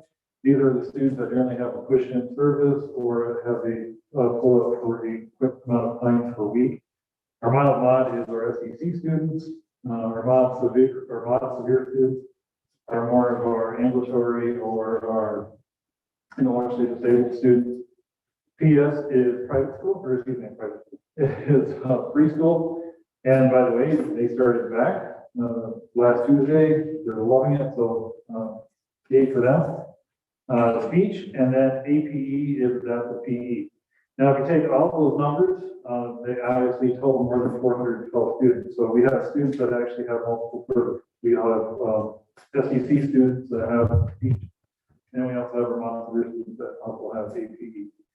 But the number I want you to take a look at, though, is the number that's actually on the school at 14%. 3 years ago, when I started in this position, we were actually sitting at 12.5% for our special ed population. Last year, we pushed up to 13.1%, and this year, we're actually sitting at 14%. We've actually had an increase in special ed population here in the district. It's not just us, it's also across the state. And if you think about it, we've had the decline in population. And you can actually see we've lost a few RSP students and a few mild mod students. Some of that is because of graduation. Some of those students have just gone to the home choice just because of the fact of COVID. And they're not comfortable being in the actual distance learning program. But at the same time, though, we've actually gone up. And in the past year, we've actually gained about 10 students in special ed that have moved to the district. So we do have students moving in, and some of them there's going to be a lot of years. The middle chart, we have one student that's actually in county. He should be graduating this year. So that's a real positive. NPS is our non-public or our non-profit public schools, which is our private schools, such as Bright Futures. And that number of 1 is actually incorrect. It should be a 3. And then residential, we actually have 2 students in a program in Utah. Next Friday, one of those students is actually graduating from that program, returning home. And so that residential 2 is going to become a 1, and the MPS is going to go up 1 more, because that student's going to come home and go to Sierra School, which is the East Valley. It's a new MPS that we actually brought in, so it's an awesome program. Mr. Moore. I added this last minute because it just gives an idea of the different disabilities that we actually have within our district. We also talked about this last week at our Celtic Directors meeting. For RIM, our OHI, OHI is other health impairment. This is where a lot of the students that have anxiety, depression, ADD or ADHD actually fall into when they qualify for special education. And for OHI, we actually have 50 students, which is actually not too bad. When you look across the Selva region, which is, you type of Redlands, Fulton, Rialto, ourselves, and also the county school. And a lot of the schools, we've actually seen an increase by at least 25 to 50% in the OHI. They've also seen that increase across the state. And a huge part of that is because of the anxiety and depression, a lot of the mental health issues that students are having, which is adversely affecting their academics, so therefore they're actually qualifying for special education. Mr. Moore?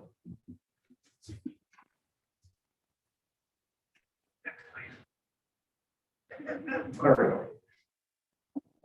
You skipped one, but that's okay, you can leave it here. Our special education plan, basically, last year we had a development what's called the PIR program. It is the program indicator review, in which case we had to go through and actually analyze why our special ed students aren't doing as well as they should be doing. The state decided to change that to the SEP, which is Special Education Plan. And we are what's called targeted review. So basically we have a few issues that we have to look at. We have to come up with a plan, figure out how to kind of close that achievement gap. And again, going back to the math presentation that they showed, our high school math is our biggest gap. From middle school to high school, there are 158 points at middle school below the standard average. At high school, they're 288. So there's a huge drop in special education. Part of that is because of disabilities. Part of that also is too because of the way that they're getting the curriculum. So one of the things that we actually had to do is go through and we had to do a data analysis. Where are our low points? Why is our data sitting at that point? The root cause analysis is really get down to it. Why are our students not doing as well as they should be? And then we had to do an improvement plan. We had to do the planning, implementation, and monitoring it. So basically we have to plan it, implement it, and then monitor it. And then basically by June, we have to put everything together in a binder and have it ready in case CDP wants to make a choice and say, hey, by the way, let's collect it. Now, because of distance learning and also because there are no real new data points that we have to cancel last year, graduation was a little different. Graduation rates are going to drop this year. Attendance is different. Suspension is hugely different this year. And also, too, we're still up in the air about the cap. So because we're not going to have any new data points, basically, we're still in targeted review for next year. And we're going to have the same data points that we've got to go through. And we're basically going to continue on with the plan that we currently have. And these are the elements that they actually had to go through to look at, and where there is a yes, that is where we really need to work on. So on the CAS, we have to work on our participation, both in English and in math. And the sad part is we're like at 94% in participation. We have to be at 95. So it's that one kid that we missed here or that one kid that we missed there, both in math and English. So we've got a plan to do a little bit better monitoring this year. Also, too, our achievement in English. And now on the English side, or ELA, we're not doing as bad or as badly. But again, what can we do to improve that? And we actually did see an increase for the last 2 data points for the ELA. On the math side, really, what is really happening? Because we're seeing that huge drop off middle school to high school. Part of it also too could be those 3 years that they're not actually taking that test. And then also we have to look at preschool, because we do have a special day class preschool. We really don't have a lot of gen ed students in there. So how can we actually increase the gen ed students in there? And until we actually start a paid-for program, that's not gonna happen. And because of the competition with some of the childcare up here, we probably will never have a paid-for preschool. And then the last one, 14A, 14B, is our full school outcome. Basically, we just have to do a better job of reaching out to our students that have graduated and finding out what they're doing that first year after school. Mr. Moore? Real quick on that question, do you do phone calls or emails directly to the students? They used to do phone calls, and it used to be, basically it came down to Julie, my secretary, that had to do it. So basically this year, because we actually have new forms in Web IEP, we're gonna have the case carriers at the high school that actually have those students last year, because they already have that relationship with the students. We're gonna reach out to them, call them. We're gonna send the form in the mail, and we're also gonna email it to them. So we're gonna hit them 3 different ways. And if they have a sibling in school, we'll talk to the sibling. You can fill the form out that way too. So it doesn't have to be that direct contact with the student to fill that out. And I know that you've seen this before because of the fact that this has actually been in your Friday updates ever since we got it in September. And again, it's because the CDE is saying that it's not just us, it's all districts across the state. We did do our job in getting our annual IEPs done and also our initial. That top number 12, I want you to remember that. Next slide, please. So since September, we've actually been working on it. Last semester, we hired 2 extra NP8 school psychologists to help us with testing. And we actually got it down to 59 on December 10th. And then January 7th, we actually have 44 overdue initials and annual, plus the 15 that we had due in December. So thank you again for the last board meeting for actually allowing us to hire another school psychologist to come on in to get these numbers cleaned up. As of February 2nd, we had 40 overdue initials, annual, and triannual. And then, of course, we had January and also February, which haven't been added to that. We've added about 20 more on there, but then again, at the same time, we're having a meeting, so that number's actually dropped. Next slide, please. So the CDE was saying, you're not doing your job. And it wasn't just us, it's across the state. So basically, they're saying, you know what, you didn't meet your 20% that you're supposed to be meeting, so we're going to start actually what's called DINK. It's a data non-compliance. And basically, it's you have to do a better job of actually getting this done, getting called up. If not, we are going to have to do something to you. I'm not really sure what that is, but they're going to do something. Either they put us in a non-compliance or put us back into our review that we used to have to do to be a little bit more managed by the state. But at the same time, we have 45 days to do it. We received, I should say, Michelle received the other day. She actually received a letter from CDE. And on that, we had 3. So we went from 12 to 3. Now, when I got the number 2 today, I dug into it, found out one of the students is actually a county student that has a preschool. It's not preschool, excuse me. It was the speech through county. They held the IEP, it was signed, it was just never closed. So technically, we had 2. So, in all honesty, we've been meeting with 20% all the way, so very good on our team's job. Next slide, please. So what's happening? And again, you've seen this before, but I just want to make sure we're really pushing it because our students really need it, especially our special ed students, our highest needs.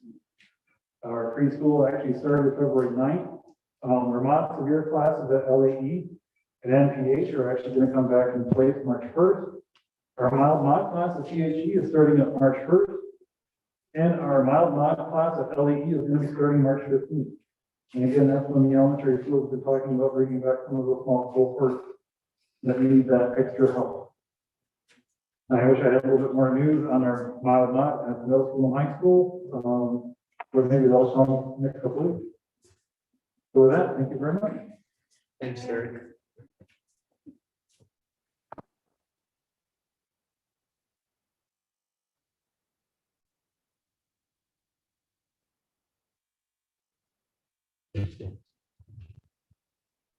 Thank you, Derek.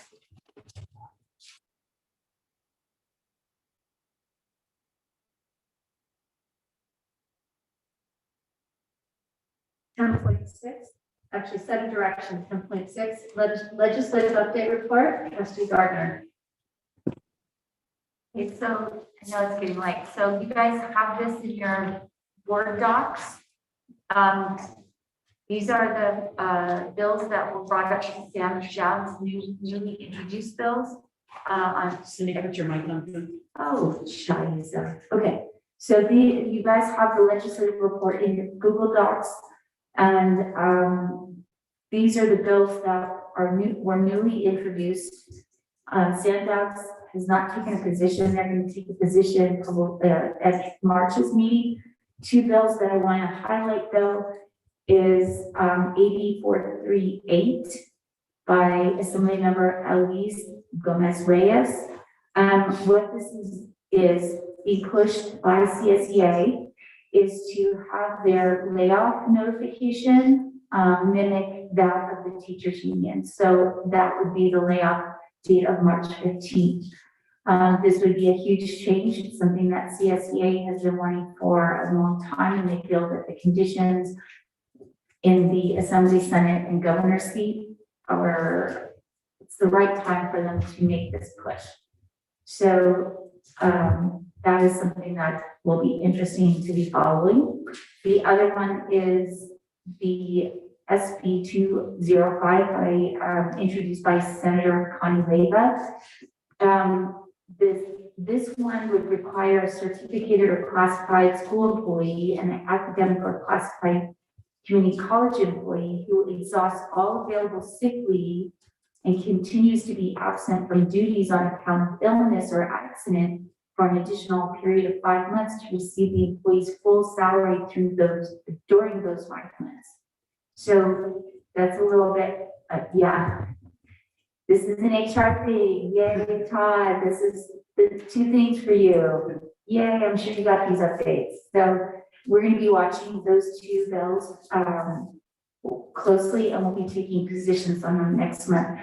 I also included for you, Sandbox has these documents that does comparison of all the districts, all the school districts in San Bernardino County. What is the encroachment of special education in their general fund? What is the encroachment of transportation on their general fund? And then the growth in revenues and the expenditures, which is this colored document. These documents, Sandbox actually takes up to Sacramento when we meet with legislators. Of course, it's not happening right now.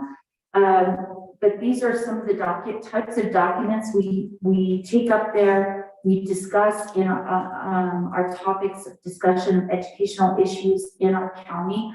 And then we also create a little package of leave behinds for every single legislator. And these are plus our platform, our legislative platform, are in the packet. So we can really see how much transportation encroaches on Rim of the World Unified School District's budget. And when you look at the percentages, our percentages is as high as some of the larger school districts. And we're a smaller school district, so the hit to our budget is so much more significant and has such a huge negative impact than the larger district down the hill that also has a high unduplicated count student percentage. So it's a great set of documents that for us to leave behind. So I sent them to you guys so that you guys can reference them in your conversations, if you'd like, in your own advocacy. So that's really what I'm going to keep it at, because it's getting late, and I'm sure there's plenty of better conversation. As I said, the CSBA is really pushing for us to contact our legislators, to contact the legislators in the Assembly and Senate Education Committees, in regards to the reopening proposal that's being negotiated. So I know Bill, you did well. You got all 15 of those emails. For you. So anyways, we're just going to continue our advocacy and all the information that comes from SAM dabs we want to push out to people. So feel free to use anything that I forward to you guys or it goes into Google Docs. That's it. Thank you. Thank you, Cindy. 11.0 action calendar. 11.1 superintendent, approval to revise the attached board policies, BP's administrative regulations, ARs, and board bylaws to be our policies and procedures. The revisions were provided by the California School Board Association, CSBA. Fiscal impact none. So moved. Second, Cindy and Natalie. So moved for the minutes.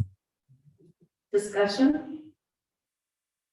But thank you as always for reviewing and looking through all of these changes that happen regularly. Again, it's our CSCA membership that work. Yes, can you imagine if we didn't keep up with this?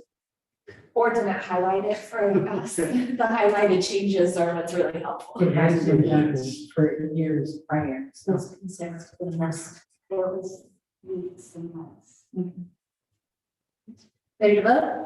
All in favor? Aye. Aye. All opposed? Motion passed unanimously.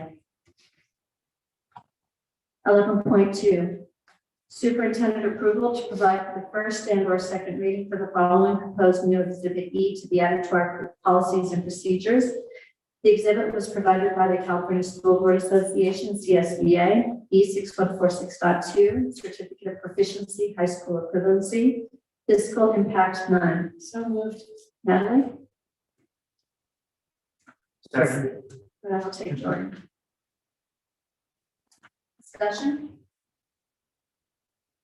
Vote. All in favor? Aye. All opposed? Motion passed unanimously.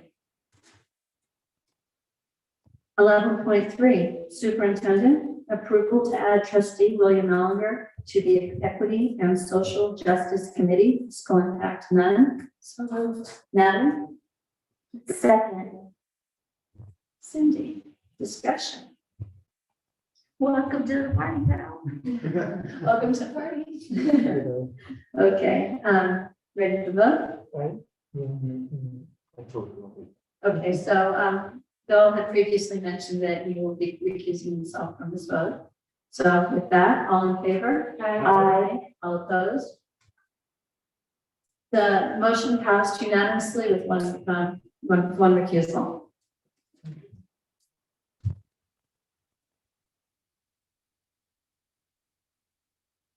11.4, superintendent approval to vote for up to 6 candidates for the 2021 California School Boards Association, CSBA, Delegate Assembly for Sub-Region 16B. Delegates will serve 2-year terms beginning April 1st, 2021 to March 31st, 2023. Fiscal impact none. So moved. Natalie? Second. Cindy? I'll start with putting Cindy as one of them, please. Oh, I'm not on the ballot. I'm not on the ballot this time, thank God. Why does it show you there?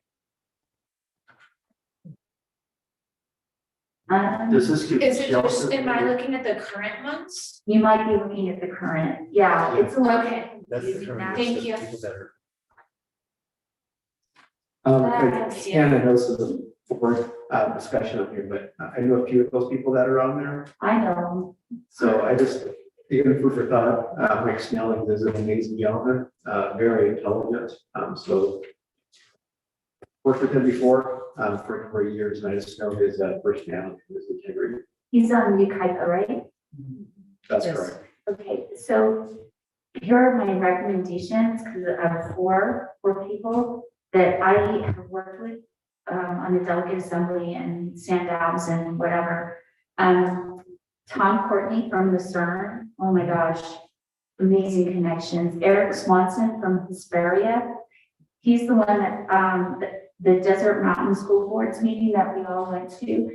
That's his brainchild, and that fund, he has amazing connections. Sherry McGaw is another one that,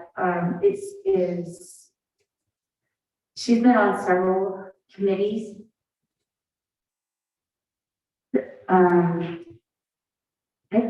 This is really bad because, okay, I've worked with Mark Dundon and Gabriel Stein and Monty Taylor and Kathy Thompson and Paul Zamota. I don't even know how to vote for all of this, but I know that like definitely Eric and Tom and Sherry have been amazing. Kathy Thompson is also someone who's been on the delegate assembly for a while and has relationships.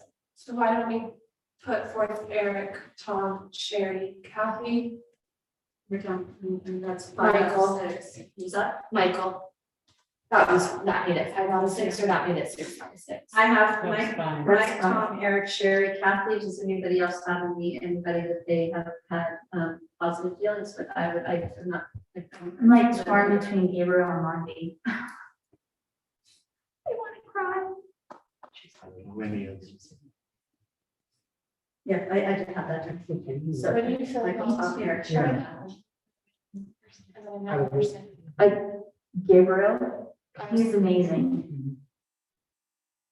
Okay, so, all right, so any objections for us looking at wishing to, what would be the words, have as our candidates, Michael Snellings, Gabriel Stein, Yes.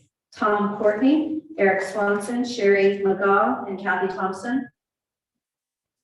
Sounds good. Okay, this is something you vote on, okay? Natalie, go ahead and amend your motion. So I'd like to make a motion to approve the candidates that we put forward So amend, as read. okay. So amending the motion to have the candidates that we wish to put forward for the 2-year terms being as follows: Mike Snellings, Gabriel Stein, Tom Courtney, Eric Swanson, Sherry McGaw, and Kathy Thompson. And I'll second that amended motion. Okay, so with that, is there any further discussion? Let's go ahead and vote. All in favor? Aye. Aye. All opposed? Motion passed unanimously. No, how do we know them all? Okay, and then 11.5, personnel services, approval of the personnel page, fiscal impact budgeted. So moved.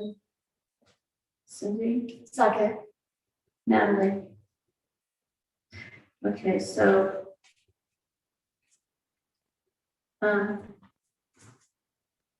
looking here and trying to differentiate between 11.5 and 11.6, could I ask for clarity between? So I see it in terms of our attachments. So actually, just go ahead. Is there discussion on this? Okay, then let's go ahead and, all right, yeah, okay, let's go ahead and vote on it. All in favor? Aye. All opposed?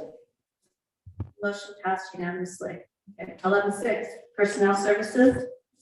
Approval to adopt resolution number 20/21-10, reduction of particular kinds of certificated services, fiscal impact to be determined. So moved. Cindy, Second. Natalie, discussion. I'd like to, as you discussed, I'd like to have Todd and Jenny come up with an idea and they'd like to address the board on this topic as it's related to a pandemic-related idea about the reduction in force. Okay, so I'll go and get this started.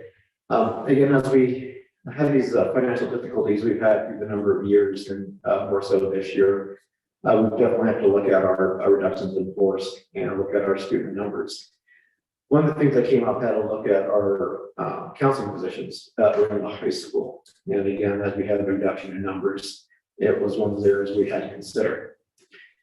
we had timelines that we had to look at, and this is per the education codes. And this is one reason why we brought up this resolution for today. However, during that time frame, we've been able to look at funding sources and possible means to address the social emotional learning of our students. We understand during this COVID process and pandemic that we're going to deal with, that our students are struggling. I know that was brought up by, I believe, about 7 statements that were set today. And we are in full agreement. We definitely understand what our students trying to go through. And so after we submitted this resolution, again, we've been able to look at what we might be able to do. And so to do this, we could look at some type of restricted fundings. And we are getting new funds from COVID funding from the state and federal levels. And one way to hopefully, address this issue and maybe pull the counseling off the resolution is to look at a temporary fix for right now. We could use some of that COVID funding for the social emotional learning for students. And the only way this really could work is if that individual that is chosen, and would be chosen at the school site, we'd have to shift those duties, and we said individual would have to focus primarily on the social emotional side of this. And so that can look at restorative practices, PBIS, just counseling for our students, one way or the other. And that's specific because those funds are restricted. And again, we will be able to start using it for next year, and we're hoping for the years afterwards. And again, this is, I'd say it's a temporary fix, maybe somewhat of a Band-Aid, because we are still losing students. But we're able to at least address it now with that, and we might be able to save a position due to additional funding. And like I said, this is something timeline-wise, we had to put this on the agenda because we weren't sure about the funding at that time frame. And so as things got closer, we were able to make some adjustments and find ways to, again, help our staff at the same time, and especially help our students to get the help they need. And so then this would not impact the general fund. It would actually, it would impact, by shifting the monies into COVID, it positively impacts our general fund and saves the position at the same time. That is correct, yes. So if so, again, we're throwing this out for information for the board. What you can do if you feel this is a good motion to go forward is to amend the vote for out there in terms of putting it for 11, it would be for 10 and removing the high school counseling provision. Overall, thank you for investigating, looking into it, and it does sound like an excellent use of COVID relief funding to use some of that to help particularly address socio-emotional and mental health and wellness and counseling in general. That aligns wonderfully with what we will have to deal with over the next, several years, post-pandemic. It's also one of the focuses for high school, is SEL. Todd, thank you, because it really does try to just address the mental health issue and the concerns that even the counselors brought up earlier. So just to be clear, make sure I understand correctly, what this would do then is, if this is the direction we proceed with, we would still continue to have 3 counselors at the high school, at least for the next 4 years. That's correct. Yeah, long as it's funding source, so we're expecting that COVID funds to be able to last for a couple of years. At that point, we're going to have to reevaluate the staffing levels again. If we get additional fundings, who knows what the state or federal is going to put down in the next few years. But like we have to do with all staffing, we have to reevaluate. But at least right now, we know we have funding source, a restricted source that we can use to help our students. In the meantime, if next year or two we see the tides change and we start seeing differences in enrollment in a positive direction, that also will help us. That is correct, yes. But Todd, this means that one of those counselors that is presently working would no longer be working in the guidance area, right? Correct. And so, like I said, in order for this to work, the principal is going to have to shift some duties of the counseling staff.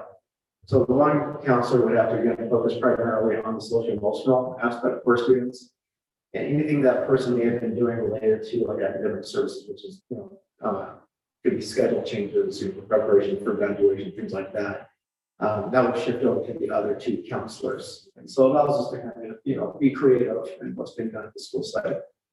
However, hypothetically, those two counselors would be relieved of some of the socio-emotional responsibilities that they currently have too.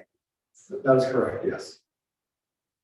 And that would also alleviate the possibility of further scrutiny from the county in terms of our budget if we were to keep it the way it is now.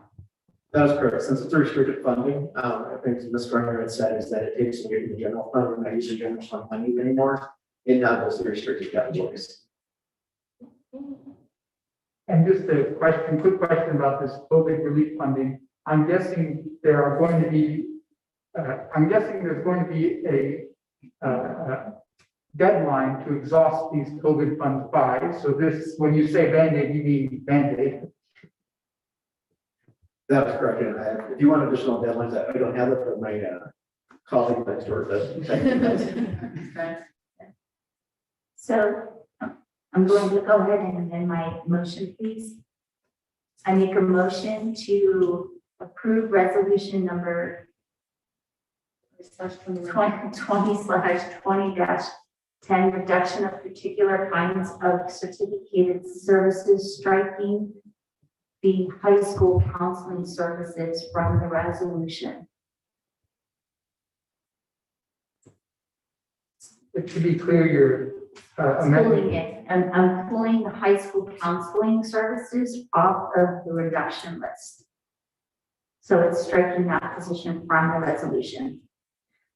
So you've amended the motion. Yes, so now we would have to start a second. Give a second, so second. Okay, so is there any further discussion regarding this now amended motion? Okay, yes, because are we then going to have a second amendment in order? Are we going to have a second amendment then in order to make that so that it actually moves over to mental health?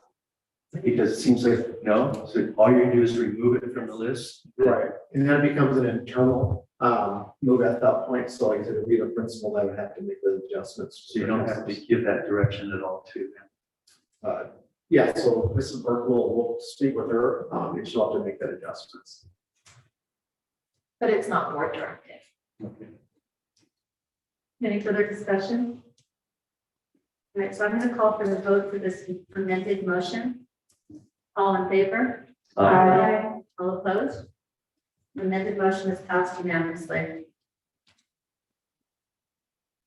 11.7, Personnel Services. Approval of a one-year speech language pathologist waiver for Laura Miller effective 2/11/21 through 2/10/22. Fiscal impact none. So moved. Seconded. Natalie Jordan. Discussion. Todd, can you give us some insight on why this waiver is needed? Sure. So in California, I guess one nation, but in California specifically, we're short speech therapists. And so what we're able to do is provide a waiver for those individuals that are in the process of getting their speech credential. And so Ms. Miller here is, I believe, 2 months away from getting her credential. So, but we still have to put a waiver in the timelines. But yeah, at some point, real close, she'll be, Thank you. That really excites me. I'm quite excited for Laura. I think it would be, it makes perfect sense all around. Agreed. Let's call for a vote. All in favor? Aye. Aye. All opposed? Motion passed unanimously. 11.8. Personnel Services, approval of the tentative agreement between Rim of the World Unified School District and Rim Teachers Association, RTA, to revise the certificated salary schedule to include an overall increase of 2 1/4%, additional steps in columns 3 and 4, and to reduce the number of semester units needed for employees to advance columns in the pay schedule effective July 1st, 2020. The district will also provide a $10,000 one-time payment to RTA unit members who provide early notice of irrevocable retirement for the end of the 2021 school year. Fiscal impact, $503,179.34, and retirement to be determined, unrestricted general fund personnel. So moved. Gonna go with that. Second. Discussion. Okay, so the one-time payment to RTA notification. I thought maybe, is there a date? There is, and so the way the tentative agreement reads is that the employees who would like to take advantage of that early help program, they have until March 10th to submit their resignation. And is there a maximum number of potential? I mean, is there a cap to the number by 1%? There is not. Can you briefly explain why it's a tentative agreement? Definitely. So between the unions and the district, when we negotiate at the very end, we have what we call a tentative agreement, and that's until it's finalized between the board and union members themselves. The normal process is that it would go, after the TA signed, it would go to membership for a vote, and then that ratification of that TA would come to the board for approval. We're not going to do things differently and kind of go in a backwards order somewhat. The negotiating teams had signed the tentative agreement. We're bringing it to the board first for a vote. And if the board approves, it will then go to the members for their ratification. The main purpose of this is exactly what was brought by Mrs. Gardner, and it has to do with the date. We had that March 10th timeline for our possible retirees. They will take advantage of that $10,000 one-time fee or one-time shot. If we had to wait to do the other way around, it would then pass that March 10th and would actually wait until March 11th for our next board meeting, which would have been ineffective. So this actually helps our members go this direction. And so again, depending on the board's vote today, it would then go to membership ratification at that point. Okay, can you explain how the $10,000 one-time payment is different from a golden handshake?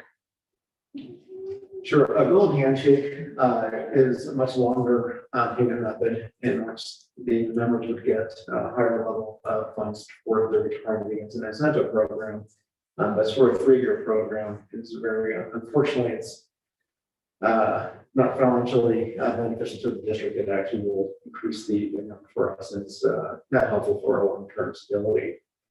The $10,000 is a one-time fee, and so it only will affect us for this year. It does not have the long-term financial concern that we would have. And why, and is there, why the March 10th deadline? Originally, the March 10th deadline was set up because we're trying to reduce the number of reduction of force. We use that word on the resolution for today. So what could possibly happen, and it really depends on the people that are looking at retiring, take advantage of this. We could possibly save some of those positions that are on here. So for example, we have 8 multiple subject credential positions. So basically elementary teachers that are on here for the reduction of force. If we get 8 people who retire that are elementary teachers, then those 8 grants will go off the books and not work on. However, say if we have, a couple high school teachers that decide to put their retirement, that would not have any effect on those 8 people because we're looking at elementary and we're secondary. So it really was dependent on who we get actually. And by early tell, it means that they are informing the district earlier than they normally would that they are going to retire, with the benefit of us not having to get rid of younger, newer teachers who are lower on that scale. Yeah, correct. And so Ms. Julie not necessarily set in stone, but the timeframe really April 1st for them to let us know if they retire. We don't hold them to that. If they come in April 2nd and we'll say, no, they're not going to retire anymore. So we will take them along the way, but this does get that opportunity. For us, if we get that early, it allows us to bring it to the board by the March 11th date and say, hey, we can do like we did today. We want to amend the resolution. And Todd, it's really meant to be a positive thing to support and help somebody who would be considering retiring now. I just want to remind us that Jenny was helping us to understand that we have some financial challenges ahead. And I wish we could give much more, especially in a time when our teachers and all are doing a lot, our administrators are all doing a lot, everyone, the classified staff is doing so much hard work during this time, but we're in financial challenges. And so we're doing everything that we can, so I appreciate that. We have a discussion? Go ahead and vote on it. All in favor? Aye. All opposed? Motion passed unanimously. Moving on to 12.0, the consent calendar. Anybody wish to pull anything?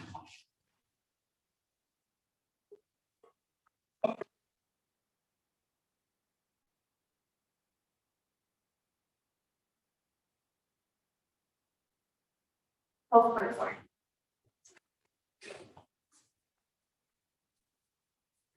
Any others? Okay. So.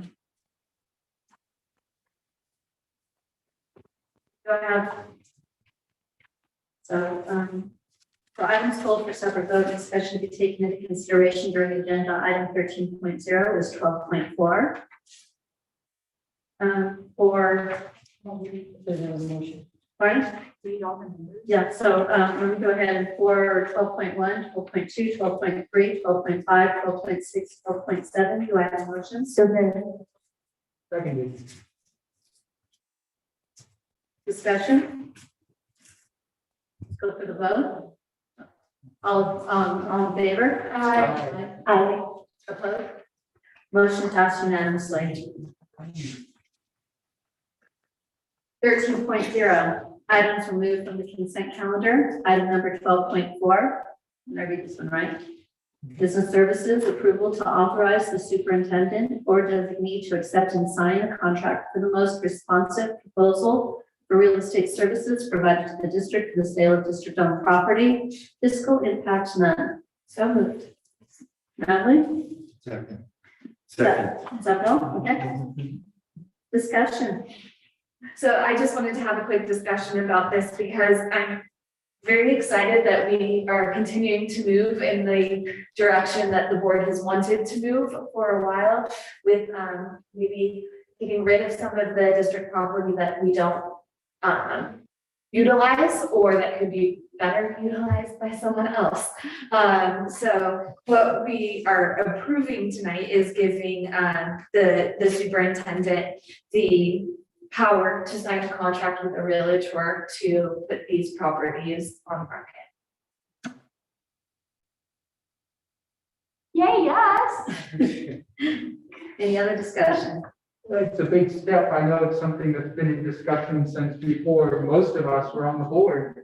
And, so it is a momentous moment. Thank you for calling. We might tell what those properties are for anyone still watching, so that we do the properties in consideration for that. Or 21 people. Seriously? 22 are still watching. Oh, wow. Thank you. I'm moving to this. Okay, so the district property, the properties, they're listed in 3.3 on the agenda, specifically the district office at 27315 North Bay Road, Blue Jay, California, 92317. Grandview Elementary, 180 Grand. No, it's on the lots. Okay, excuse me. And then the second one is the vacant lot land. Parcel numbers 0343-11-03 through 0343-11-08 and 0343-123-14, and 68. Those would be the properties. Okay, 2. All right, any other discussion? Let's go for the vote. All in favor? Aye. Opposed? Motion passed unanimously.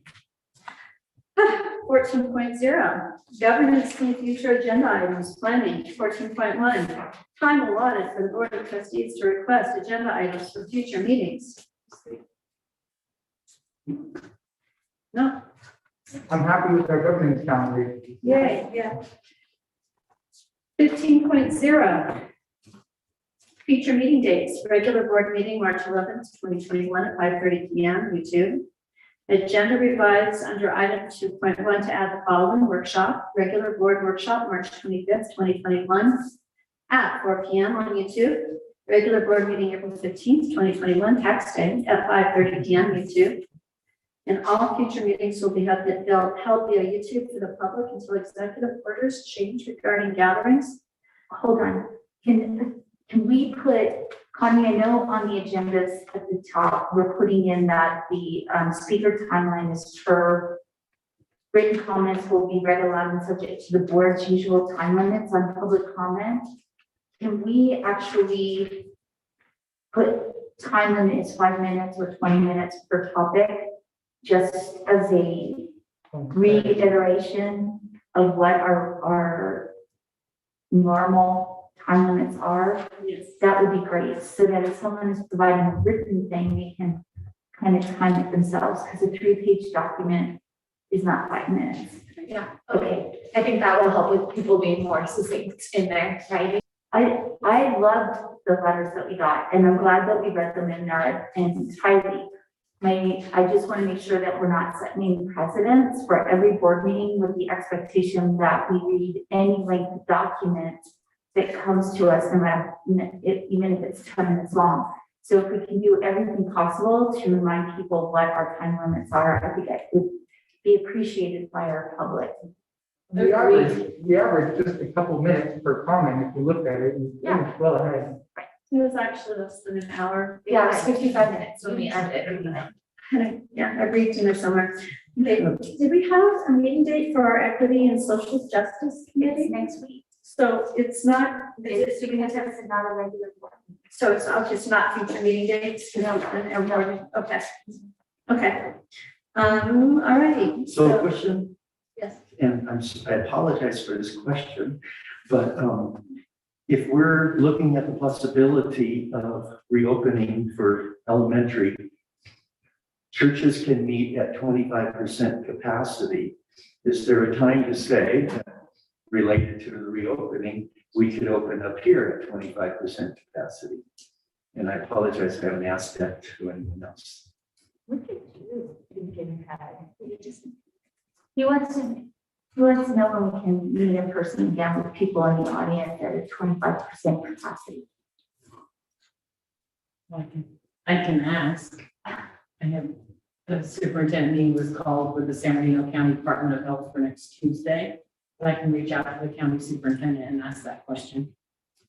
As far as I know, my colleagues in the Mountain High Desert are still doing board meetings this way and not have transitioned to any sort of capacity. Big Victor Valley is Zoom only. They're still Zoom. They don't even meet as a board like we do yet, so. And if I remember correctly, the county didn't distinguish at all between a public school board meeting and any other type of private gathering. So that was, I think, the limitation we were facing. Is that correct? Yeah, the gathering. Yes. It's the gathering, yes. Okay. So we're on to 16.0. Recess to closed session if necessary, that isn't necessary. 16.1, nope. 16.2, nope. Where are we? Adjournment, 7.2, 7.0. I make a motion to adjourn this meeting at 9:40 p.m. Second. All in favor? Aye. Aye. Aye. Motion passed unanimously.